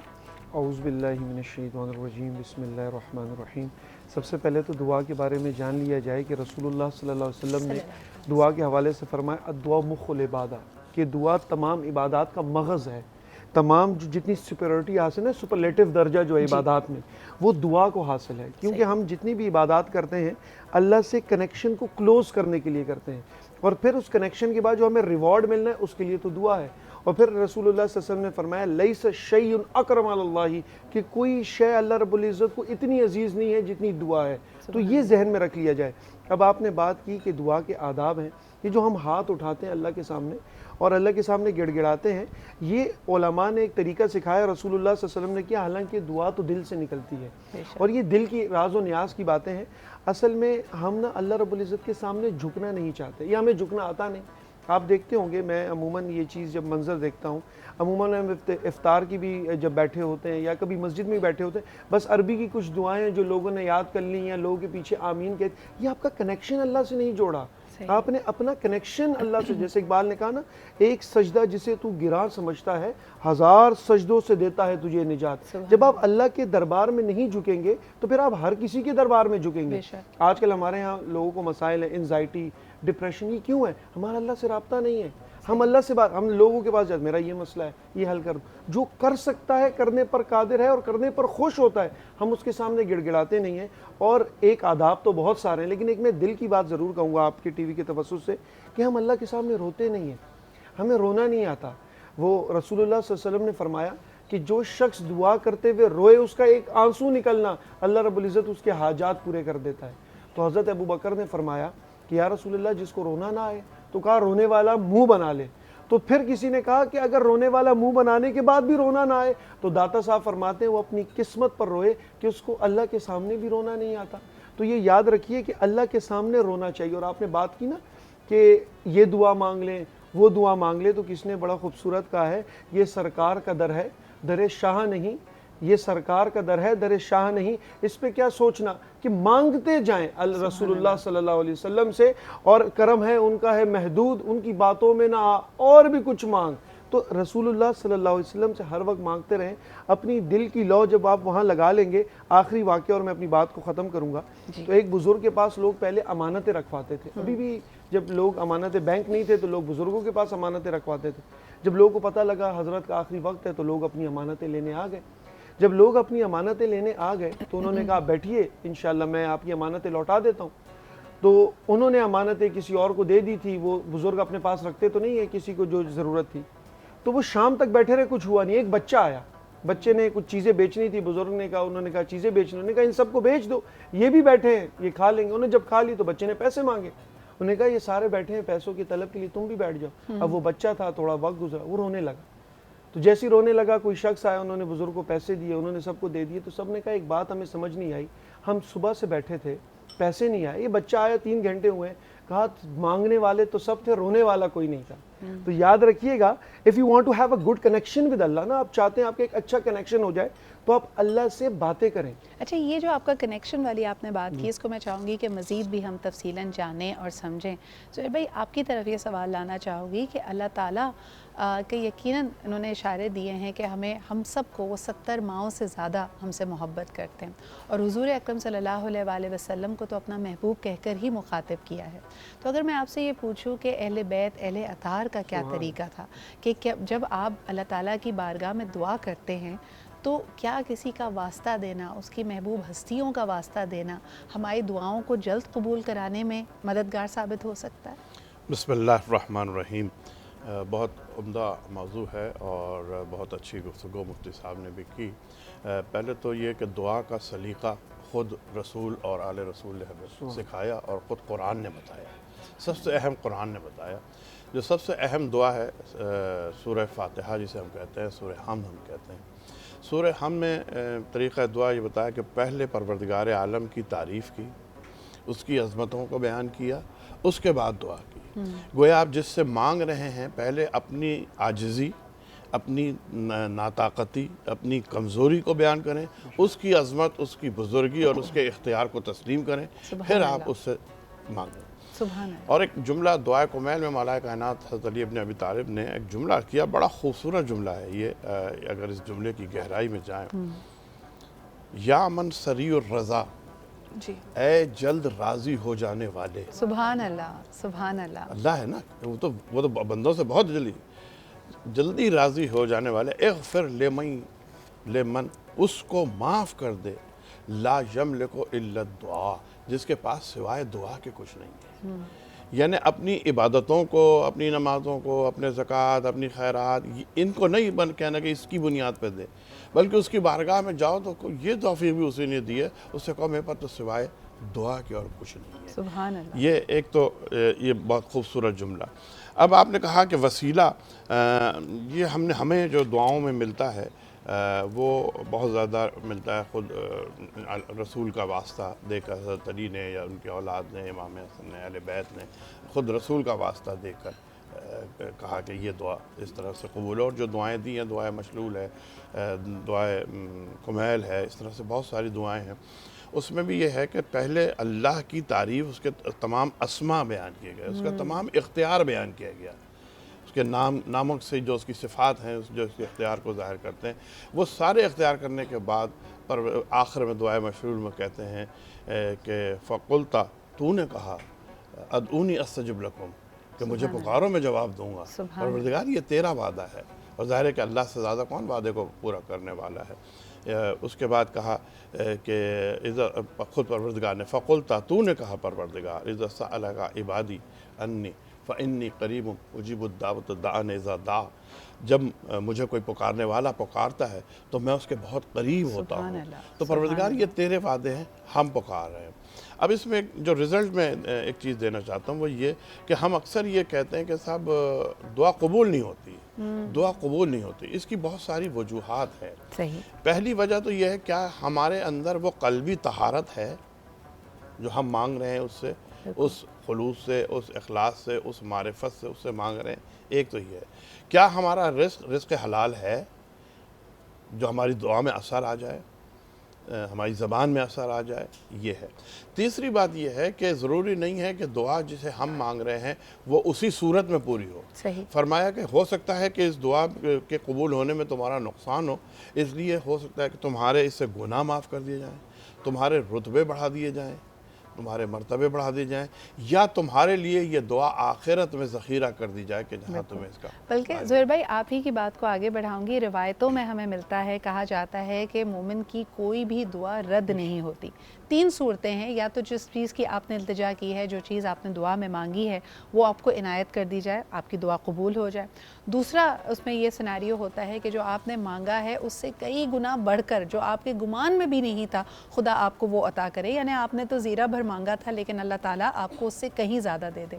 اور تیسری صورت یہ ہے کہ آپ کی وہ دعا, جیسے کہ زہیر بھائی نے کہا, کہ محفوظ کر دی جائے گی اور روز آخرت یا تو اس کا حساب آپ کو نیکیوں کی صورت مل جائے گا یا اس کا اجر آپ کو ملے گا کہ آپ نے اللہ کی ربانیت کو پہچانتے ہوئے اس کو پکارا. اور اس وقت کہا جاتا ہے کہ اگر وہ اجر تم دیکھ لو جو تمہاری ذخیرہ کی دعاؤں کا تمہیں ملے گا, تو ہر انسان یہ دعا کرتا ہے کہ کاش دنیا میں میری کوئی دعا پوری ہی نہ ہوئی ہوتی.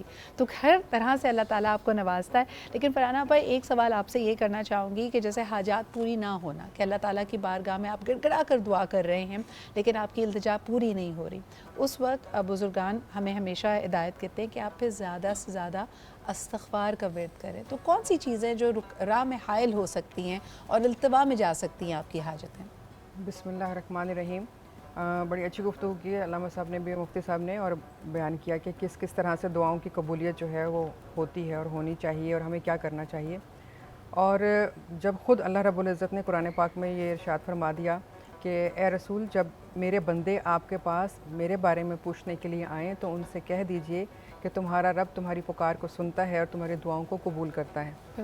تو گویا ہمیں اللہ رب العزت نے اس بات کی طرف راغب کیا کہ ہم دعا مانگیں جی. اور پھر رسول پاک صلی اللہ علیہ وآلہ وسلم نے تو ہمیں یہاں تک کہا کہ اگر تمہیں نمک بھی چاہیے ہو تو اللہ سے مانگو, اگر تمہارے جوتے کا تسمہ ٹوٹ جائے تو بھی تم اللہ تعالیٰ سے ہی فریاد کرو.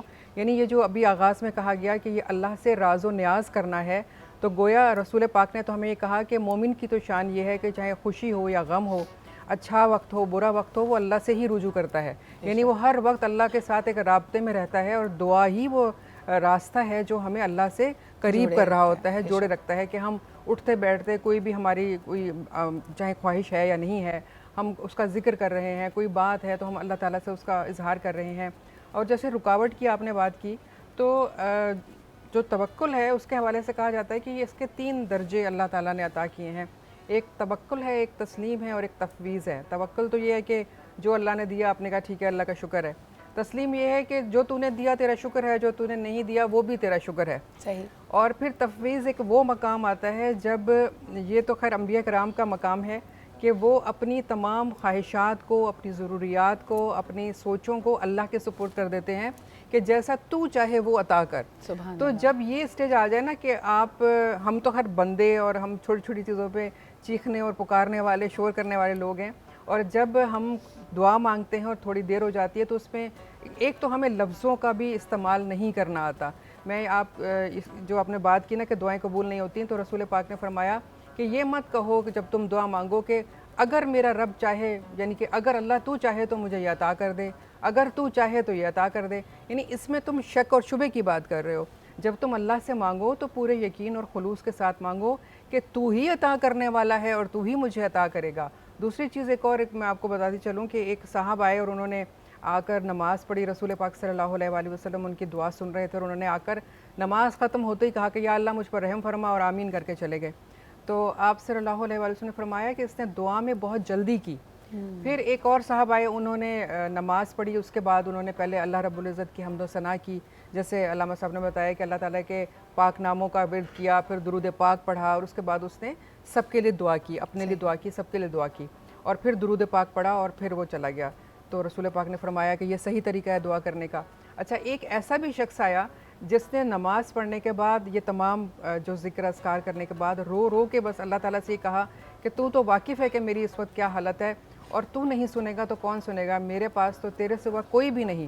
تو آپ صلی اللہ علیہ وآلہ وسلم نے فرمایا جا کر اس شخص کو بتا دو کہ تیری دعا قبول ہو گئی. جب بندہ یہ کہہ دیتا ہے نا کہ تیرے سوا میرا کوئی نہیں, تو اسی وقت اس کی دعا قبول اس لیے ہو جاتی ہے کہ اللہ رب العزت کہتے ہیں کہ اس کو یہ یقین ہے کہ میں اس کی دعا سن رہا ہوں, تو پھر مجھے بھی حیا آتی ہے کہ میں اس کو جواب نہ دوں.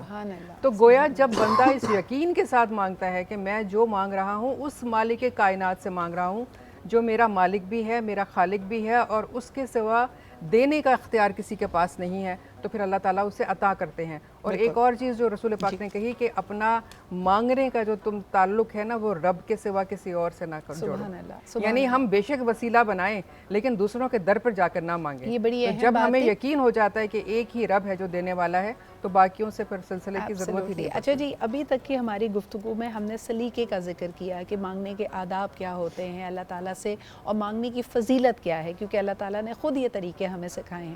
لیکن انسان ہے، خطا کا پتلا ہے، اور ہمارے یہاں پازیٹیوٹی سے زیادہ نیگیٹیوٹی بڑھتی اور پنپتی ہے.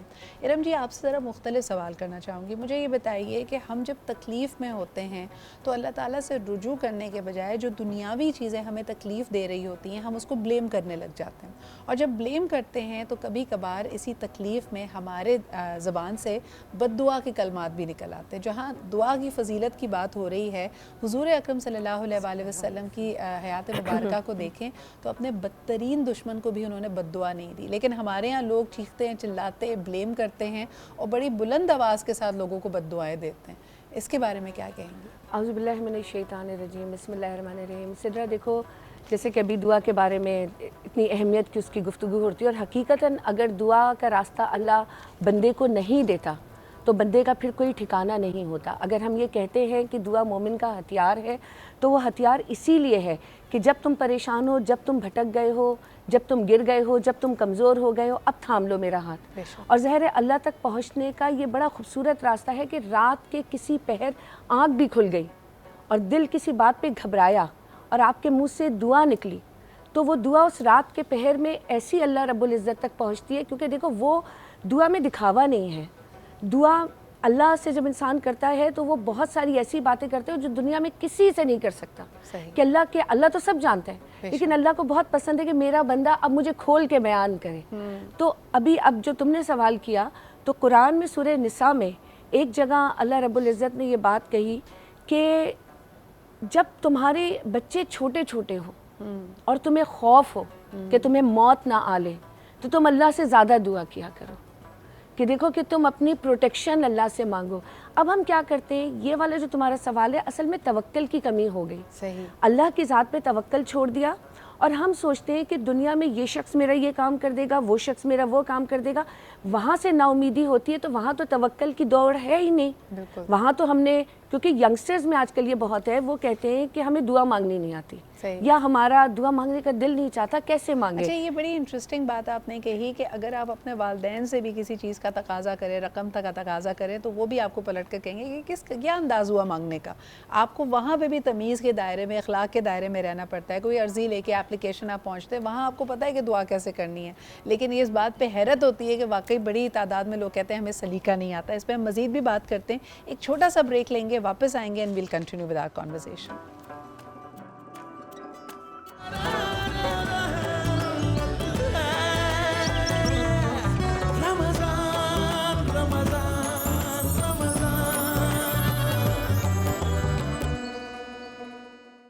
اچھا جی، اب ہمارا جو سلسلہ ہے، وقت کم ہوگا ہمارے پاس، کچھ مختصر آپ کے سوالات ہیں. ارم جی، آپ کی بات مکمل نہیں ہوئی تھی، لیکن اگر میں چاہوں کہ اگلے سوال کے ساتھ ہی اس کو ضم کر لیں. دولت اور دنیاوی آسائشیں، کیا اس کی التجا کرنا اللہ تعالیٰ سے غلط ہے؟ کیونکہ یہ سوال لوگوں نے آیا کہ بھئی جہاں لوگ استغفار مانگ رہے ہیں، جنت کے لیے دعا کر رہے ہیں، اگر میرے دل میں یہ خواہش ہو کہ اللہ تعالیٰ مجھے ایک بڑا مکان عطا کرے، آسائشیں دے، تو یہ دعا کرنا صحیح ہے، غلط ہے؟ آپ اس میں گائیڈ کریں. سدرا، میں تو پہلے والے سوال سے آؤں گی.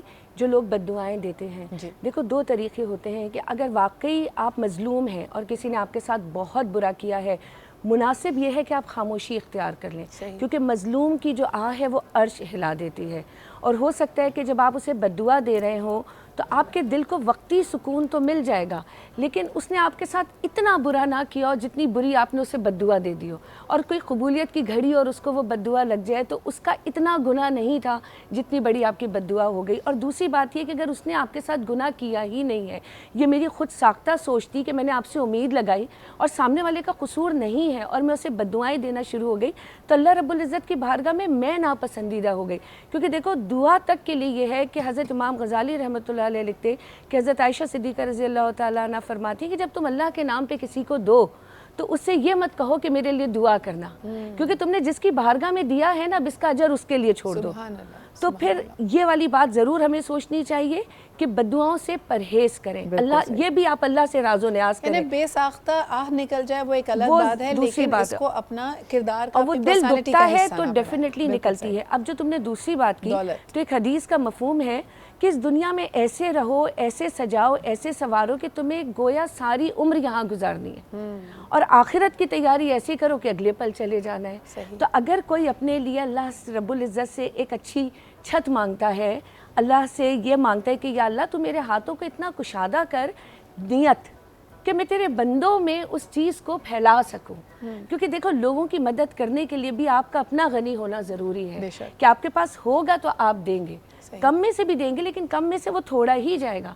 تو میں سمجھتی ہوں کہ اللہ رب العزت کی بارگاہ میں آپ بالکل مانگیں، لیکن یہ نیت ضرور رکھیں کہ جب اللہ مجھے اتنا دے گا تو اللہ کے ہی دیے ہوئے میں سے میں اس کے بندوں کے لیے ضرور مفید بن جاؤں گا، اور اس مفید بننے کو اللہ تعالیٰ بہت پسند کرتے ہیں۔ یعنی پرپسفل ہونا چاہیے۔ اگر آپ نے کوئی بھی چیز اس لیے اس کو حاصل کیا کہ آپ کا رتبہ بڑھ جائے، آپ کی شان و شوکت میں اضافہ ہو، اور پھر آپ دوسروں کو حقیر جاننے لگیں، تو یقیناً اس طرح کی دعائیں بھی آپ کی کہیں نہ کہیں آپ کے مخالف جاتی ہے، تو اس کا خیال آپ کو رکھنا چاہیے۔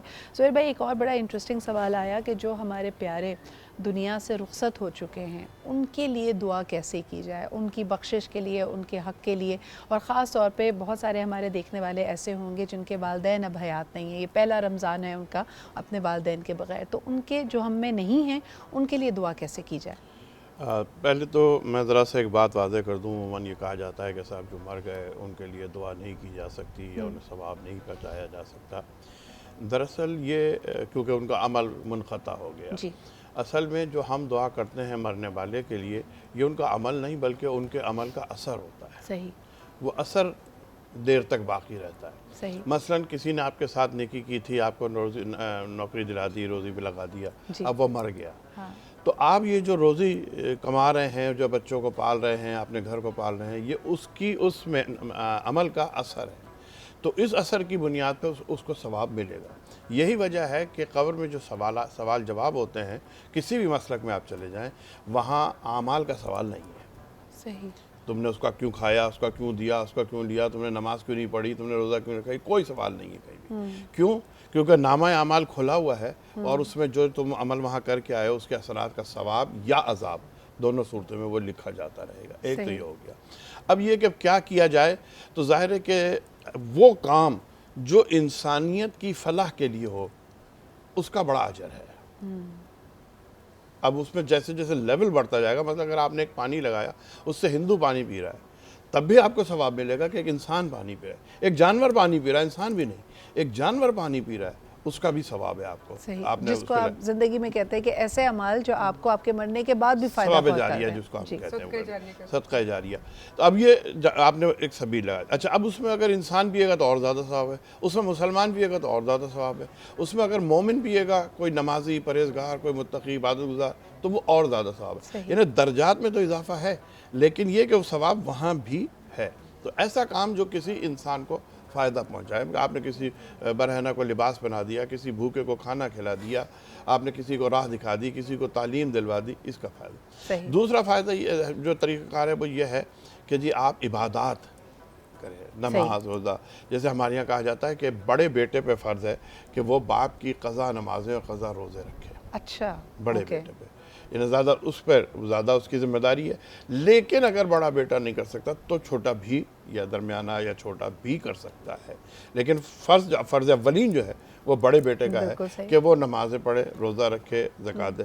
خود نہیں کر سکتا، کسی کو اجرت پہ دے دے۔ اچھا جی، ایک آپ نے اور طریقہ دیکھا ہوگا، ویسے بھی کہا جاتا ہے کہ دوسروں کی دعائیں لو، ان کے ساتھ اچھے اخلاق سے پیش آؤ تاکہ وہ بے ساختہ تمہیں دعا دیں، لیکن فرحانہ آپا کسی سے دعا کی التجا کرنا، کیا یہ صحیح ہے یا یہ ممنوع تو نہیں ہے کسی حوالے سے؟ ہم اکثر دیکھتے ہیں ہمارا کوئی پیارا، جیسے رمضان میں ملاقات ہو رہی ہے تو آپ کہتے ہیں، رسماً بھی کہہ دیتے ہیں کہ دعاؤں میں یاد رکھیں، کوئی اگر حج یا عمرے کے لیے جا رہا ہے تو کہتے ہیں کہ میرے لیے بالخصوص وہاں پہ دعا کرنا، کیا ایسا کرنا مناسب ہے؟ बिल्कुल मुनासिब है। रसूल पाक सल्लल्लाहु अलैहि वसल्लम का इरशाद पाक है कि जब मोमिन दूसरे अपने भाई के लिए उसकी गैर मौजूदगी में दुआ करता है तो उसके साथ जो दाएं बाएं फरिश्ते मौजूद हैं वो कहते हैं अल्लाह तुझे भी ये अता करे, तुझे भी ये अता करे। यानी जो जो चीज़ें आप अपने मोमिन बहन भाइयों के लिए मांग रहे होते हैं तो वो फरिश्ते अल्लाह ताला से दुआ करते हैं कि अल्लाह ताला तुझे भी ये चीज़ें अता करे। तो बिल्कुल ये तो बहुत ही अच्छी बात है। बल्कि जो हमें दुआ के आदाब बताए गए हैं उसमें यही कहा गया है कि सबसे पहले अपने लिए दुआ करो, फिर अपने वालिदैन के लिए दुआ करो, उसके बाद फिर अपने दीगर जो आपके मिलने जुलने वाले हैं आपके, मैं समझती हूँ कि वालिदैन के साथ असातिज़ा कराम के लिए भी ज़रूर दुआ करनी चाहिए। और उसके बाद फिर आपके रिश्तेदार, बहन भाई, मिलने वाले दोस्त अहबाब जितने हैं उन सब के लिए दुआ करें। अच्छा, फिर खुसूसन उन लोगों को दुआ में याद रखें कि आपके फ्रेंड्स में, आपके अपने फैमिली में, सर्कल में जो लोग बीमार हैं उनका नाम लेके दुआ करें, सबकी सलामती के लिए दुआ करें, पूरी मुस्लिम उम्मा के लिए दुआ करें। और फिर ज़ाहिर है कि हम चूँकि दुरूद पढ़ के ये दुआएं मांग रहे होते हैं तो हमें तो नबी की वजह से ही मिलता है ना जो कुछ मिलता है। आलम इंसानियत को इसमें याद रखें। अब तो हम कभी खबर सुनते हैं तो कितने ही मुल्क, कितनी अक़वाम ऐसी हैं जिन पे जंग मुसल्लत है या किसी और बदहाली या किसी नेचुरल डिज़ास्टर में, हम सब के लिए एक चीज़ मैं और ऐड करना चाहूँगी फिर अपनी बार मुकम्मल करूँगी। अभी आपने कहा कि क्या हमें अपनी रोज़ी रोटी के लिए या तमाम चीज़ों के लिए दुआ करनी चाहिए जो हमारे दुनियावी मामलात हैं उनके हवाले से। तो रसूल पाक सल्लल्लाहु अलैहि वसल्लम एक दुआ फरमाया करते थे कि या अल्लाह मेरी दीन में बेहतरी फरमा, कि ये मुझे दोनों जहान की मार्फत अता करता है, मेरी दुनिया में मुझे बेहतरी अता फरमा कि दुनिया में मेरी ज़िंदगी भी है और मेरी रोज़ी भी इससे वाबस्ता है, और मुझे आखिरत की भलाई अता फरमा क्योंकि जब मैंने आखिर जाना है तो जो मेरे यहाँ के अमाल हैं वो वहाँ पे पूछे जाएंगे। तो दीन की भलाई, दुनिया की भलाई, आखिरत की भलाई, ये 3 लफ्ज़ों में रसूल पाक सल्लल्लाहु अलैहि वसल्लम मांगा करते थे। और इन 3 लफ्ज़ों में यदि पैदा होने से लेकर और मरने तक और उसके बाद आखिरत तक के तमाम मामला जो हैं वो कंप्लीट हो जाते हैं। अच्छा फरहाना पर इसी बात को आगे लेके जाऊंगी। मुफ्ती साहब, ये बड़ा इंटरेस्टिंग सवाल होगा ख़ासतर नौजवानों के लिए। आजकल जो मायूसी की फ़िज़ा है, लोग एंजाइटी का शिकार है, स्ट्रेस का, डिप्रेशन का शिकार है। जानते हैं कि अल्लाह ताला ने मायूसी को कुफ्र करार दिया, लेकिन कई लोगों के ज़बान से ऐसे कलमात अदा हो जाते हैं कि या अल्लाह मुझे मौत दे दे। तो ये अपने लिए जो मौत मांगने का सिलसिला है, क्योंकि आप हालात से, सिचुएशन से इतने दिल बर्दाश्त हैं, इसके बारे में बताइएगा कि ये क्या हम अपने गुनाहों में इजाफ़ा करते हैं ऐसे कलमात अदा करके? जी बिल्कुल, बड़ा ही ज़रूरत है इस सवाल की और अक्सर व बेशतर ऐसे लोग हमें मिलते हैं। मैं मैम की बात को ही सेकंड करूँगा। उन्होंने पहले एक बात की थी कि अम्बिया और औलिया कराम का ये वतीरा रहा है कि वो सबसे पहले तो आपको एक चीज़ याद रखनी चाहिए कि मेरा रब मेरे लिए बहुत बेहतर सोचता है मुझसे। बेशक जब आप ये चीज़ जहन में रख लेंगे ना कि मेरा रब मुझसे भी ज़्यादा मेरे बारे में बेहतर सोचता है, तो मेरा रब मुझे जिस हाल में मेरे रब ने रखा हुआ है, इट मीन्स ये मेरे लिए सबसे बेहतर है। वो हक बाहू का था ना, मेरा यार मेरे दुख विच राजी, मैं सुख नु चुल्ले पावा हूँ। अगर मेरा यार मेरे दुख में राजी है ना कि अल्लाह मुझे इस हाल में देखना चाह रहे हैं, तो फिर मैं खुशी भी नहीं चाहता, ये हाल मेरे लिए बेहतर। ये सेटिस्फेक्शन होनी चाहिए एक मोमिन की, क्योंकि जब मालूम है कोई चीज़ अल्लाह की इजाज़त के बगैर नहीं आ सकती, तो ये जो हाल है ये रब की तरफ से है तो मुझे मंजूर है। ये तो हो गया इश्क का मामला। दूसरी बात यह है, एक टेंशन फ्री हदीस तमाम नौजवानों के लिए। टेंशन फ्री मैंने इस वजह से कह दी कि अल्लाह रब्बुल इज़्ज़त फरमाते हैं कि जो अल्लाह के दिए हुए थोड़े पे राजी हो जाएगा ना, क़यामत के दिन अल्लाह उसके थोड़े अमाल पे भी राजी हो जाएंगे। ये हमें, मुझे थोड़ा मिल गया, मेरे इस चीज़ में कमी है, तो याद रखिएगा इन कमियों की वजह से जो क़यामत के दिन बहुत सख्ती है, आपके थोड़े अमाल से भी अल्लाह रब्बुल इज़्ज़त राज़ी हो जाएंगे। और आपने एक दो चंद सवालात में उसका मुख्तसर जवाब दे के बस, कि आपने कहा कि दुनिया मांगनी चाहिए या नहीं मांगनी चाहिए, तो सबसे बेहतरीन दुआ खुद जो कुरान बताता है कि रब्बना आतिना फिद दुनिया हसना व फिल आखिरती हसना, या रब मेरी दुनिया भी अच्छी कर दे, हसना कर दे, आखिरत भी हसना कर दे। और ये तमाम नौजवानों के लिए ये अच्छी कैसी होगी, खुद कुरान बताता है लक़द कान लकुम फ़ी रसूलिल्लाहि उस्वतुन हसना, ये बेहतरीन तब होगी जब तुम्हारे लिए महव मरकज़, रोल मॉडल, आइडियल रहनुमा सिर्फ ज़ात रसूलुल्लाह सल्लल्लाहु अलैहि वसल्लम होगी। आज इस शो के तवस्सुस से मैं तमाम लोगों को ये पैगाम देना चाहता हूँ कि आज अपने आइडियल्स को बदलें।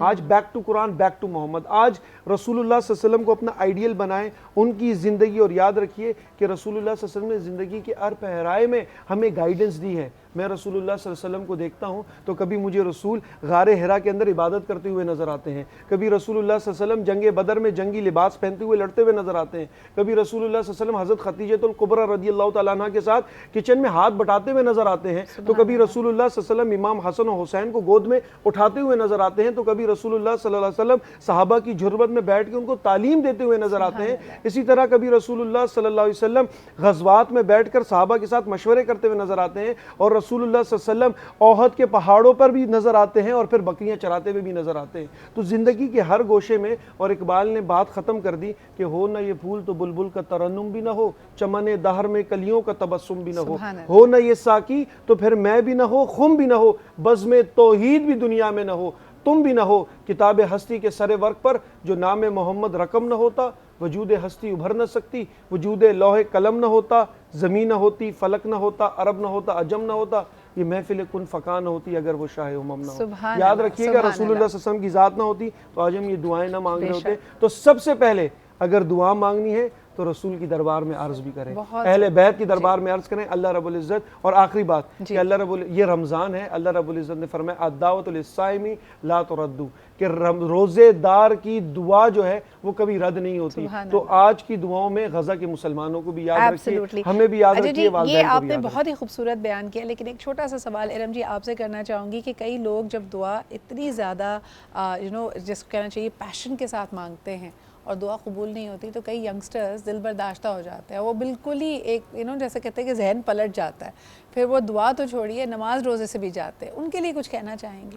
اچھا سدرا، یہ صرف ینگسٹرز کے ساتھ نہیں ہوتا، یا ہم جیسے لوگوں کے ساتھ بھی ہوتا ہے کہ جب ہم کوئی چیز اللہ تعالیٰ سے بڑے دل سے مانگ رہے ہوتے ہیں، آنسو بھی نکل رہے ہوتے ہیں، سجدے بھی ہو رہے ہوتے ہیں، ہاتھ بھی پھیرے ہوئے ہوتے ہیں، یوں سمجھ لو کہ جیسے جب کوئی پیارا جا رہا ہوتا ہے اور انسان اللہ سے گڑ گڑا رہا ہوتا ہے کہ میرے رب اس کو کچھ مہلت اور دے کہ میں یہ میرے لیے سکون کا باعث ہے کہ میرے پاس رہ سکے، لیکن وہ چیز نہیں ہو پا رہی ہوتی، تو کبھی کبھار دل ایسا ہو جاتا ہے کہ کیوں، ایک وہ سوال آتا ہے۔ لیکن وہاں پہ مومن کا امتحان ہے کہ اللہ رب العزت کی بارگاہ میں کیوں نہیں ہے، کیونکہ وہ رحیم ہے، وہ کریم ہے، اس سے زیادہ آپ سے محبت کوئی نہیں کرتا، اس سے زیادہ آپ کا خیال کوئی نہیں رکھتا۔ اس کی سب سے بڑی مثال جیسے میرے بھائی نے بھی کہا، غزہ میں ہم نے دیکھی کہ ایک ماں اپنے دونوں بچوں کو اٹھائے ہوئے ہے، ان کو پیار کر رہی ہے اور بتا رہی ہے کہ کس طرح وہ ان کو گانا گا کے سناتی تھی، لوری دیتی تھی، ان کے نام لے رہی ہے، پھر ان کے ماتھوں کو چوم رہی ہے، اور کس طرح ایک ماں اپنے بچے کو کفن اس کا ڈھکتے ہوئے کہہ رہی ہے کہ میں جلدی تم سے ملوں گی۔ یہ بالکل اسی طرح ہوتا ہے جب ہم گھروں سے نکلتے ہیں تو ہم یہ کہتے ہیں کہ ہم ابھی جلدی واپس آئیں گے، وہ ماں اپنے جاتے ہوئے بچے کو کہہ رہی ہے اس سے بڑا غم کیا ہوگا کہ میں جلدی تم سے ملوں گی۔ اور ایک بات بس آخر میں اور کہوں گی کہ ہم بڑے گناہگار، بڑے خطاکار لوگ ہیں، ہم سے بہت بڑی بڑی خطائیں سرزد ہو جاتی ہیں، تو میرے رب نے کلام پاک میں ارشاد فرمایا ہے کہ اے محبوب صلی اللہ علیہ وسلم ان سے کہہ دیجئے کہ اگر اپنی جانوں پہ خطا کر بیٹھے ہیں، جانوں پہ ظلم کر بیٹھے ہیں، تو میری رحمت سے مایوس نہ ہو کہ میری رحمت ان کے گناہوں سے بہت بڑی ہے۔ تو یقیناً آج اس رمضان میں ہم سب کو یہ ضرور سوچ لینا چاہیے کہ کہاں کہاں کیا غلطی کر رہے ہیں، اور اللہ سے مانگیے، دل کھول کے مانگیے۔ ایک سوال فرحانہ آپ سے بھی کرنا چاہوں گی، ہم بڑے خطا کار ہیں لیکن ہم دشمنیاں بھی پال لیتے ہیں، ہمیں کسی کی بات بری لگ جائے تو ہم اس کو اپنا دشمن سمجھ لیتے ہیں۔ دشمن کے لیے ہدایت کی دعا کرنی چاہیے، اس سے پناہ کی دعا کرنی چاہیے، یا اس کے ہلاک اور اس کے ذلیل ہونے کی دعا کرنی چاہیے؟ یہ ذرا اس پہ تھوڑی وضاحت چاہوں گی۔ بھائی دشمن کو تو نا بس اللہ کے سپرد کر دینا چاہیے اور ہدایت کی دعا اپنے لیے مانگنی چاہیے۔ صحیح، کیونکہ دیکھیے ویسے اللہ رب العزت کی شان یہ ہے کہ ہم اس سے کچھ مانگیں یا نہ مانگیں وہ ہمیں سب کچھ عطا کرتا ہے، بے شک، لیکن ہدایت کا لفظ جو ہے نا وہ رسول پاک نے مولا علی کو جب یہ بات بتائی تو انہوں نے آگے اس کو پیغام کو پہنچایا، اور حضرت علی کرم اللہ وجہہ الکریم فرماتے ہیں کہ اللہ رب العزت سے ہدایت مانگا کرو، صحیح، تاکہ تم صحیح راستے پر چلو۔ لیکن بالخصوص دشمن سے پناہ مانگیں، دشمن سے اللہ تعالیٰ کی حفاظت مانگیں، اور یہ بھی کہیں کہ اللہ تعالیٰ اس کے دل میں رحم ڈال دے اگر تو وہ ظالم بھی ہے اور آپ کا کہیں بس نہیں چل رہا، یہ کہنا غلط نہیں ہے۔ معوذتین پڑھیں، سورہ فلق اور سورہ ناس پڑھیں اور آپ پناہ میں آ جائیں گے۔ بے شک، بہت شکریہ۔ اچھا جی، یہاں پہ ہماری ریسیپیز ہو گئی ہیں کمپلیٹ، جھٹپٹ۔ آپ کو میں دیکھ رہی تھی دور سے، قرت نے جلدی جلدی وہ بالز بنائی جس کے اندر کریم شامل ہے، تمام چیزیں شامل ہیں، پاستا سے بنی ہے، پھر اس کو ڈبل کوٹ کیا، ایگ واش کیا، اور اس کے اوپر اور کیا لگایا؟ بریڈ کرمس لگائیں؟ بریڈ کرمس لگائیں اور فرائی کر دیا۔ اچھا مزے کی بات یہ کہ لوگ بولیں گے کہ یار اتنا ہیلدی، مطلب اتنا آئلی کھانا کھا رہے ہیں ہم اس میں، تو میں نے اس کے لیے یوز کیا ہے ڈالڈا کا کوکنگ آئل۔ اوکے، بھلے سے آپ آئلی کھانا کھا رہے ہیں لیکن آپ کو ہیوی فیل نہیں دیتا، اور سب سے مزے کی بات میں آپ کو بتاؤں کہ عید سے پہلے عید ہی دے رہا ہے ہمیں 250 روپے کی بچت کے اچھا ساتھ. مجھے جلدی سے بتاؤ, یہ تم نے آج بنائے میمنی کھٹے آلو, جی تو یہ آپ کا آپ میمن تو نہیں ہے؟ نہیں الحمدللہ. پھر الحمدللہ نہیں میں میمن نہیں ہوں الحمدللہ. نہیں آپ نے بالکل ہی انہیں کی خاص انداز میں بھلے سے آپ جتنا بھی ڈالیں وہ ہو جائے گا, بھلے سے بڑا کیوٹ تھا. تھینک یو سو مچ قرت. اس کے علاوہ آپ نے یہاں پہ میرا فیوریٹ مینگو ٹینگ بھی بنایا ہے, یہ پاستا بالز ریڈی ہیں اور میمنی کھٹے آلو ریڈی ہیں. Thank you very much for that. جی اس کے ساتھ ساتھ ہم نے ایک خوبصورت سا کلام بھی سنا, لیکن زہیر بھائی آپ سے بھی ایک سوال کرنا چاہوں گی. مجھے بتائیں کہ یہاں پہ ہلاکت کا, دشمنی کا, تمام چیزوں کا ذکر ہو رہا ہے. ایک خاص لوگوں نے بات کی ہے کہ کئی ایسے لوگ بھی اس وقت ہمیں دیکھ رہے ہوں گے جو نیک اور صالح اولاد کے لیے دعا کرتے ہیں, کہ لوگوں کو نہیں پتا کہ آنے والا دور, یہی دور اتنا مشکل ہے, آنے والا دور اس سے بھی زیادہ مشکل ہوگا. تو اپنی اولاد کے لیے کیسے دعا کرنی چاہیے, اس کا کیا سلیقہ ہے؟ سلیقہ تو یہی ہے کہ پروردگار عالم سے ایک تو یہ کہ جب نہیں ہے اولاد, جب مانگی جائے تو جب بھی یہ کہا جائے کہ پروردگار صالح اولاد عطا فرما, ایسی اولاد عطا فرما جو تیری تابعدار ہو, جو تیری مطیع ہو, جو تیری عبادت گزار ہو, جو تیرے بتائے ہوئے راستے پہ چلنے والی ہو. پروردگار وہ اولاد عطا فرما جو رزق حلال کو اپنا ذریعہ بنائے, رزق حرام. زہیر بھائی کتنے ایسے واقعات ہمیں تاریخ میں ملتے ہیں جہاں لوگوں نے حضور کے سے آ کے التجا کی کہ اللہ تعالیٰ ہمیں اولاد عطا کرتے لیکن ان کی کم عمری میں ان کی وفات ہو جاتی ہے. تو اپنی اولاد کے لیے ایک بہتر فیوچر, ان کی لمبی صحت مند زندگی کے لیے دعا کرتے رہنا چاہیے والدین کو, یہی طریقہ ملتا ہے؟ جی ہاں, طول عمر کے لیے دعا کی جا سکتی ہے, اور ظاہر ہے کہ یہ تو امتحان کی منازل ہے کہ کوئی کسی کا بچہ چلا جاتا ہے دنیا سے, کسی کا جوان بیٹا چلا جاتا ہے دنیا سے, لیکن دعا مانگنے میں وہی کوئی حرج نہیں ہے یا کوئی منع نہیں ہے کہ ہم اپنے بیٹے کے لیے طول عمر کے ساتھ, لیکن طول عمر سے زیادہ جو مانگیں وہ صحت و سلامتی کے ساتھ دعا مانگیں. یعنی عمر کے اس حصے پہنچ جائے کہ خدا نہ خواستہ معاذ اللہ کہ معذور ہو, محتاج ہو, یا اس سے گزر رہا ہو کہ جہاں وہ اپنے سہارے پہ کھڑا بھی نہ ہو سکتا, تو اس لیے بہتر ہے کہ وہ آپ کے صحت و سلامتی. بالکل ایک چھوٹی سی بات جس پہ رہنمائی چاہوں گی, پھر اسد بھی ہمارے ساتھ موجود ہیں, کلام کی طرف ہم نے بڑھنا ہے. کیا دعا میں اللہ تعالیٰ سے شکوے کی گنجائش ہوتی ہے؟ یعنی اگر انسان کا دل بہت رنجیدہ ہو, کسی بات پہ بہت تکلیف میں ہو, لگتا ہے کہ خدا نے جیسے کسی کو گمان ہو کہ بھئی مجھے اکیلا چھوڑ دیا, تو کیا شکوہ کیا جا سکتا ہے اللہ تعالیٰ سے دعا میں؟ دیکھیے میں ایک بات بتاؤں, ہم نے اللہ میاں کو بہت ڈراؤنا بنا لیا ہے, بہت خوف کے ساتھ وہ یوں ہوگا تو یوں. اللہ سے زیادہ تو محبت کرنے والا کوئی ہے ہی نہیں, اس سے زیادہ تو چاہنے والا اور اس سے زیادہ رحم کرنے والا کوئی نہیں ہے. اور یہ معصوم کی دعا میں ایک جملہ ملتا ہے کہ پروردگار میں تیرا شکوہ تجھ ہی سے کرتا ہوں. سبحان اللہ. یعنی اس سے آپ کر سکتے ہیں شکوہ, اس کا شکوہ دنیا سے نہیں کر سکتے. دنیا سے نہیں کر سکتے, یہ بہت پیاری بات ہے. یہ آداب میں بھی شامل ہو جاتا ہے کہ اگر آپ کا دل رنجیدہ ہے یا آپ کو لگتا ہے کہ آپ کی دعا قبول نہیں ہو رہی, یا آپ کو کسی بھی, آپ ایک طرح سے آپ کی اس وقت ہمت ٹوٹی ہوئی ہے, تو بجائے اس کے کہ آپ اس بات کی چرچا کریں, چار لوگوں کے بیچ میں بیٹھ کے کفرانہ کلمات ادا کریں, آپ اللہ سے راز و نیاز کر سکتے ہیں. اللہ سے راز و نیاز کریں, اس سے کہیں پروردگار تجھ سے میں شکر کرتا ہوں, کس سے کروں, تیرے سوا کس سے کروں, ہے کون یہ تو. سبحان اللہ. زہیر بھائی کہتے ہیں کہ یہ نہیں عطا کرتا تو اس سے بہتر ادا کر دے, اور تو سب چیزوں پہ قادر ہے. بہت شکریہ. ارم جی ہمارے ساتھ موجود تھی, فرحانہ آپا موجود تھی, زہیر بھائی اور سعد بھائی آپ کا بھی آمد کا بہت بہت شکریہ. قرت کی ریسیپیز ہو گئی ہیں کمپلیٹ, آپ اس کی بیوٹیفل پلیٹنگ دیکھ سکتے ہیں. Thank you Qurat ulain for always making such wonderful recipes.